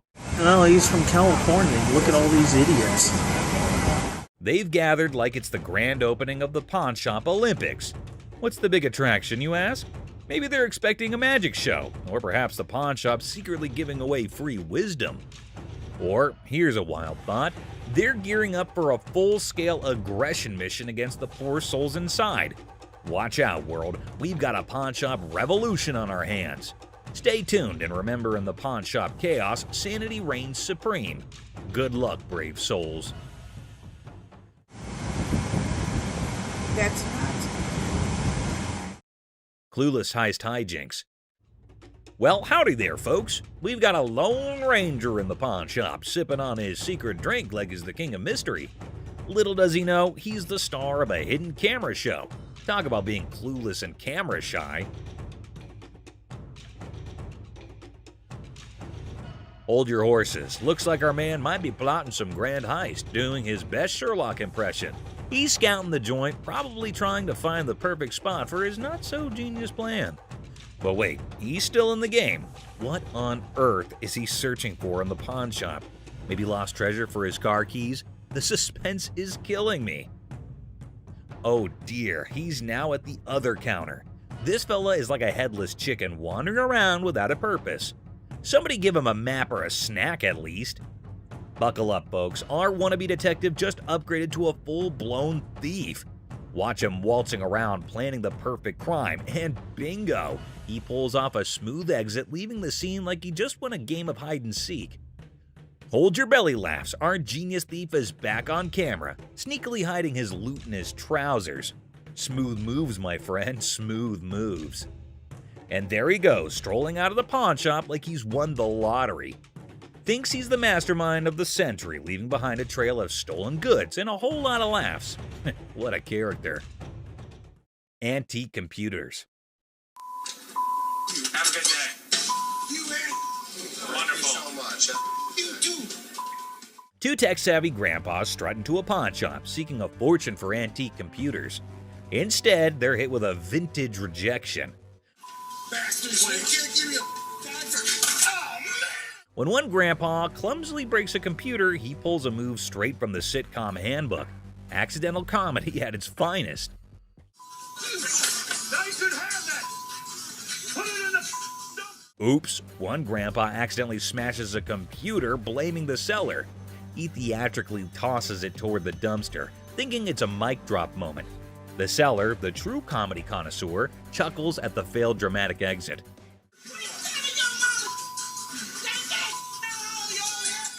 Here comes the queen of sass. A lady emerges roasting the old hillbillies and offering them an A-grade exit.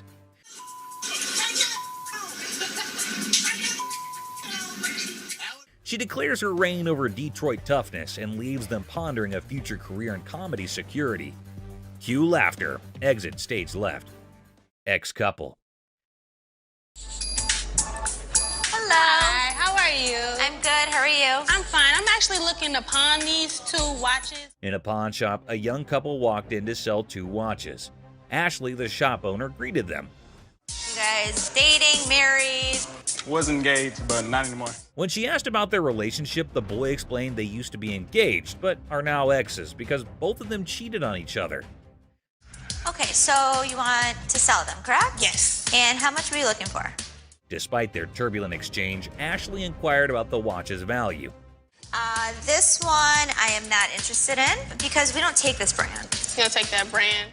Ashley noticed the watch's flaws, and when the girl mentioned a particular brand, the boy claimed it was fake. You are more than welcome, to leave that here and we can send it out to get the crystal replaced. As Ashley attempted to facilitate the watch sale, the ex-couple's argument escalated. No, what's she talking to? We ain't got all You day. talking to him? No, you weren't. Shut up. The situation took an unexpected turn. You never had no life before me. I won't. You never had no life before me. Girl slapped the boy, turning the pawn shop into a battleground of emotions. Had no life before me. Let's go. Let me go. Let's go. Let me go. The situation escalated post-slap as the boy, fueled by anger, forcefully dragged the girl outside. I walk outside and the lady comes back for her watches. I wish you luck. Ashley returned the watches to girl by going toward them and wishes them good luck. Shark costume.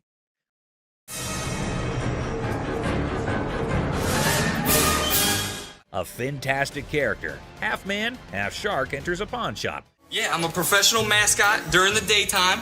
At night, I'm a dancer. Claiming to be a daytime mask guy and a nighttime dance sensation. $800, that's all I want. This guy is so bizarre. Les, skeptical, questions the shark man about his $900 financial request, leaving the room stunned.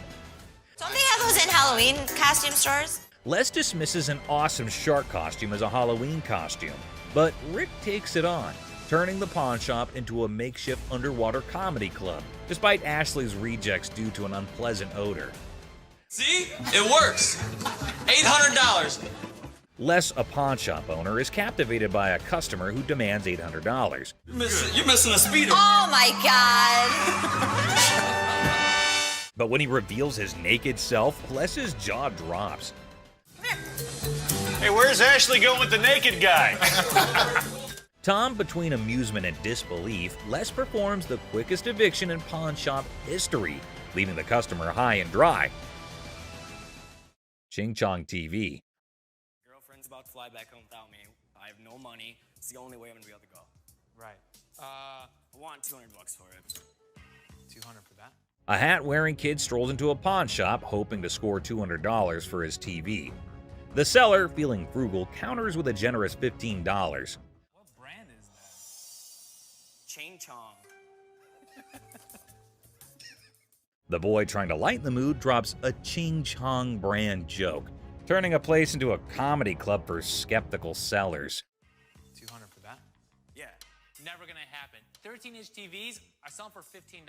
Our persistent TV peddler keeps pushing for more cash for his 13-inch Marvel, but the savvy seller sticks to his guns at $15. Come on, please. I don't want to get stuck in a tray. The boy, desperate to impress his TV-loving girlfriend, gets sadder than a clown without his makeup. Girlfriend's about to fly back home without me. I have no money. It's the only way I'm gonna be able to go. Right. I want $200 for it. 200 for that? The seller, unamused, directs him out, ensuring love won't cost him more than $15 today.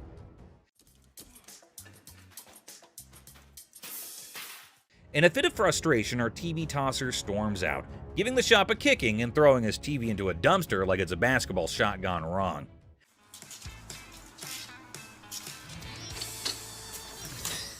The seller, shaken but not stirred, mutters, "Idiot," and commands him to exit.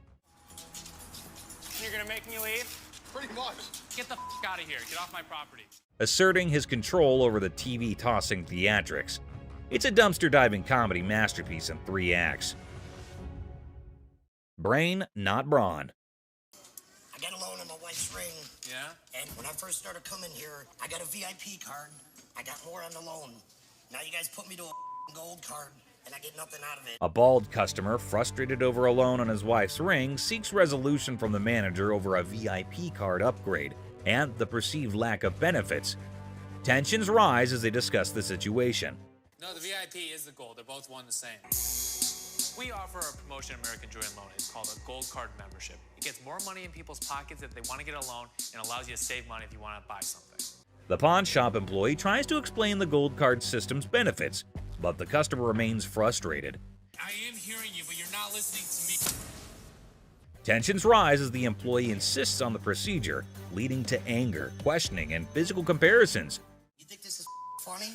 I don't think it's funny. I think that there's something wrong when you start hitting your head against the side of the window. Creating an atmosphere of animosity and miscommunication. What are you going to do about it? I'm not going to do anything about it. What are you going to do about it? The customer and employee engage in verbal sparring, escalating tensions. Whatever happens. You need to get out of my face, bro. Okay, sorry, let me scoot back. Really? The guard asserts their position, urging the customer to step back. The customer refuses, escalating the confrontation, leaving the atmosphere charged with hostility and unresolved conflict. Hell no. Want some? Whatever you got to bring. Come on. The customer's unwelcome invitation intensifies, leading to an unresolved atmosphere. Hello. That's what I thought. The customer's confrontational tone suggests a potential fight, escalating tension and the possibility of a physical altercation. Volkswagen van. Good. I'm Les. John. What the hell is it? This is a 1968 Volkswagen van owned by Dr. Death, Jack Kevorkian. Hold on to your seats. A 1968 Volkswagen van, once owned by Dr. Death, rolls into the pawn shop. Les is on the case, exploring this piece of history. Weirdness level maximum. And I have everything documented. How much do you want for this thing? I'm looking to get in the 6 figures. The seller dreams of 6 figures for the van, but reality check. 20 grand? No. 25 grand. Negotiations go from 20 grand to a wild coin flip for 30 grand. Les, you mad genius. Oh my God. My dad's gonna leave everything to chance on a $20,000 coin flip? What are you doing? Seth and Ashley can't believe Les's coin flip antics. He's risking 20 grand just for a chance at 30 grand. The drama unfolds like a high-stakes comedy. Heads. Les, you wild card. The coin flip drama continues, with drum roll and laughter. Heads. Nails it in. Thank you. Thank you very much. Yeah. Perfect. Good deal. The van deal is sealed at 20 grand, leaving everyone amused and baffled. What a ride! No question. I proved to my kids I still got it. Les, the coin flipping legend, celebrates his 20 grand win. Laughter echoes as the deal concludes. The van's bizarre journey adds a hilarious chapter to pawn shop history. Ring drama. So what can I help you with today? I got this ring right here. I wanted to get it appraised, see how much it might be worth. Hey, listen up, people. Commodity Wild just happened at the original pawn shop. Imagine this dude who looks like he just rocked out at a concert stepping in, holding a ring that has probably seen more action than a library book. The crazy twist, he's not there to show it like a rock star. He's trying to sell the thing. I also wanted to know how much you guys would give me for it. Like as a pawn, and then I pay it back. Okay, when I give you an appraisal, that's not how much I'm gonna give you in pawn. So he's all proud, telling the pawnbroker how this ring is worth a ton of money, when, out of nowhere, a lady burst in like a storm. What the are you doing? She's on a mission to figure out why her precious ring is about to be someone else's fancy jewelry. Cue the dramatic music, folks. Why'd you take my ring? Well, I wanted to see how much it was worth. Bull. Now our rock star wannabe is caught red-handed, dealing with an angry lady dead set on getting her shiny thing back. It's like a soap piece crashing into a rock concert, and the pawn shop is the main stage. I just wanted to know how much it was worth, that's all. You're a liar. Why'd you take my ring? I'm sorry. What? Things get intense as the lady slaps the crazy guy not once, but twice. And suddenly, the whole place goes silent. You could hear a leg drop, or in this case, a ring hitting the counter. The other people in the pawn shop are stunned, wondering if they accidentally walked into a live reality TV show. You're a idiot. Can I just have my ring? Well, Yeah, he's it's the one that hers. gave it to me. That's hers. Just give me my ring. Our lady does not waste any time. She grabs the ring back, making it clear her bling is off limits. Right now. The embarrassed and confused rock star lookalike gets pushed out of the pawn shop by the triumphant lady. There you have it, folks, a ridiculous blend, up and a super dramatic autumn at the pawn shop. Turns out the real treasures are not just the bones for trade. Who would have allowed pawn shops could be this amusing? Stay tuned for the coming occasion of pawned out drama.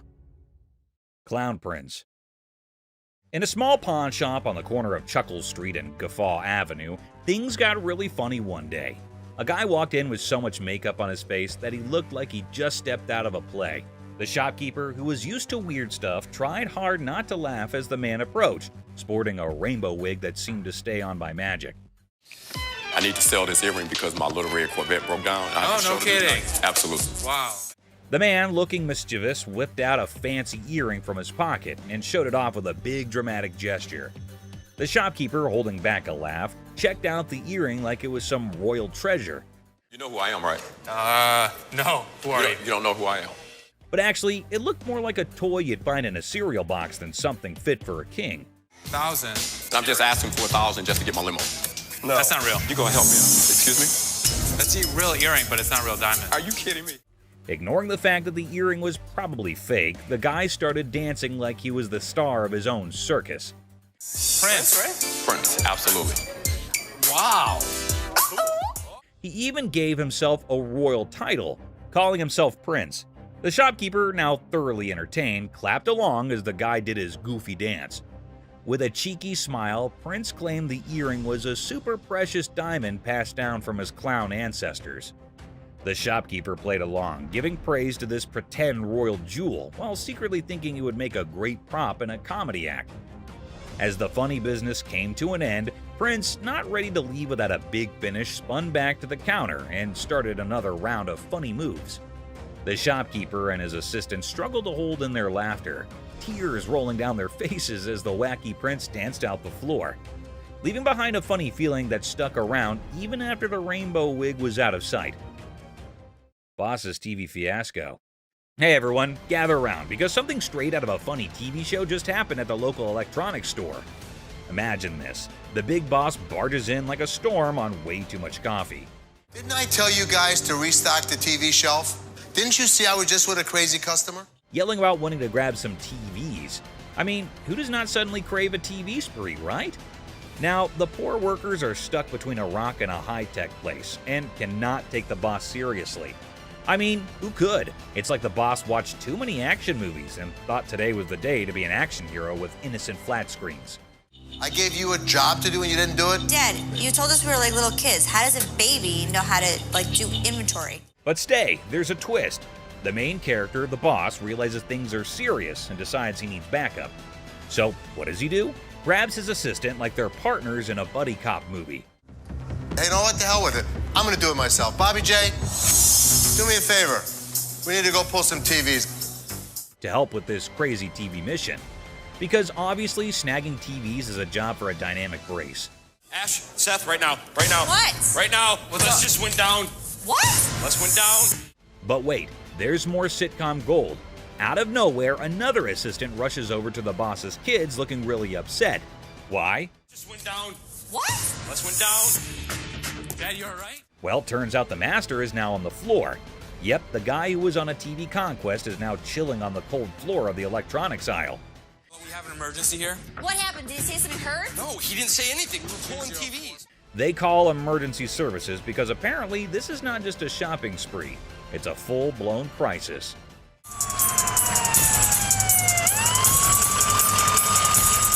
And then comes the ambulance. The daughter dramatically points at the approaching rescue vehicle, as if it's the hero cavalry coming to save the day. My dad's always been the strongest person I know, and right now he's completely helpless. I can nearly hear the wacky sitcom music playing in the background. It's so crazy, snaggletooth, and, well, just another day in the unpredictable sitcom that's real life. Stay tuned for the coming episode. People more adventurous with the boss and his search for TVs are coming your way. Crazy Store Comedy. What's up, Grandpa? Where's your costume at? There. Corey, that's not a costume. In a super silly store, there's this hilarious pair that could out-funny any comedy show. Watch this, an old grandpa wearing a hat that is seen way too many times, with a black band covering one eye. Right beside him is his son, with a hairband that seems to have its own crazy magnetic pull. A mix of colors that should not make sense on air.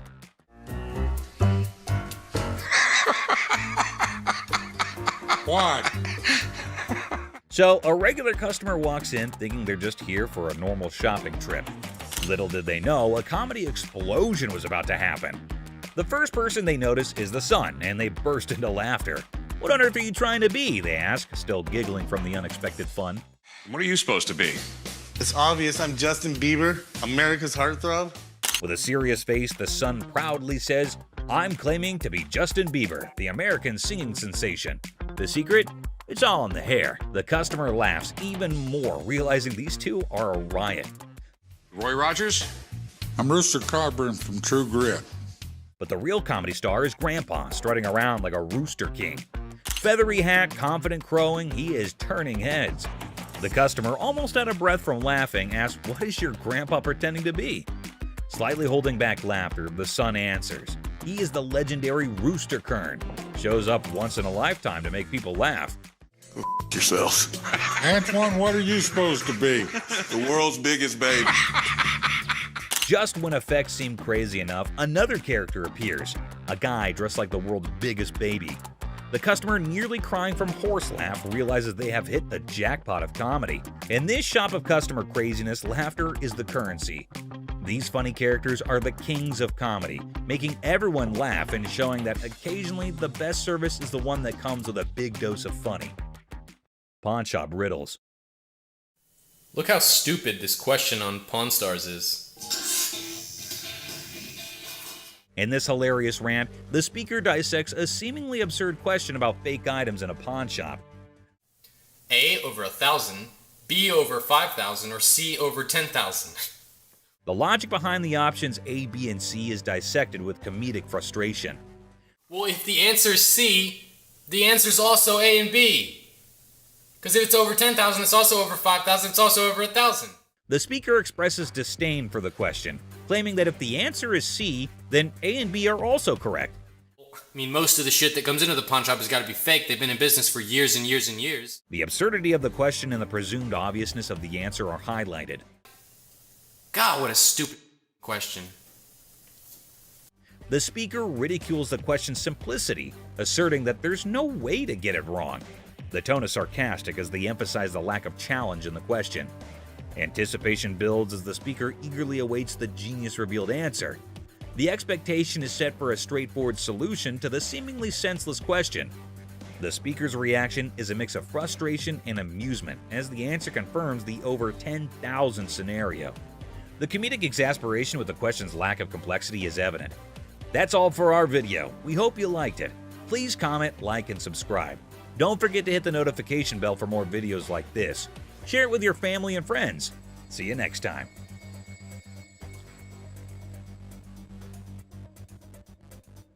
I mean, most of the shit that comes into the pawn shop has got to be fake. They've been in business for years and years and years. God, what a stupid question.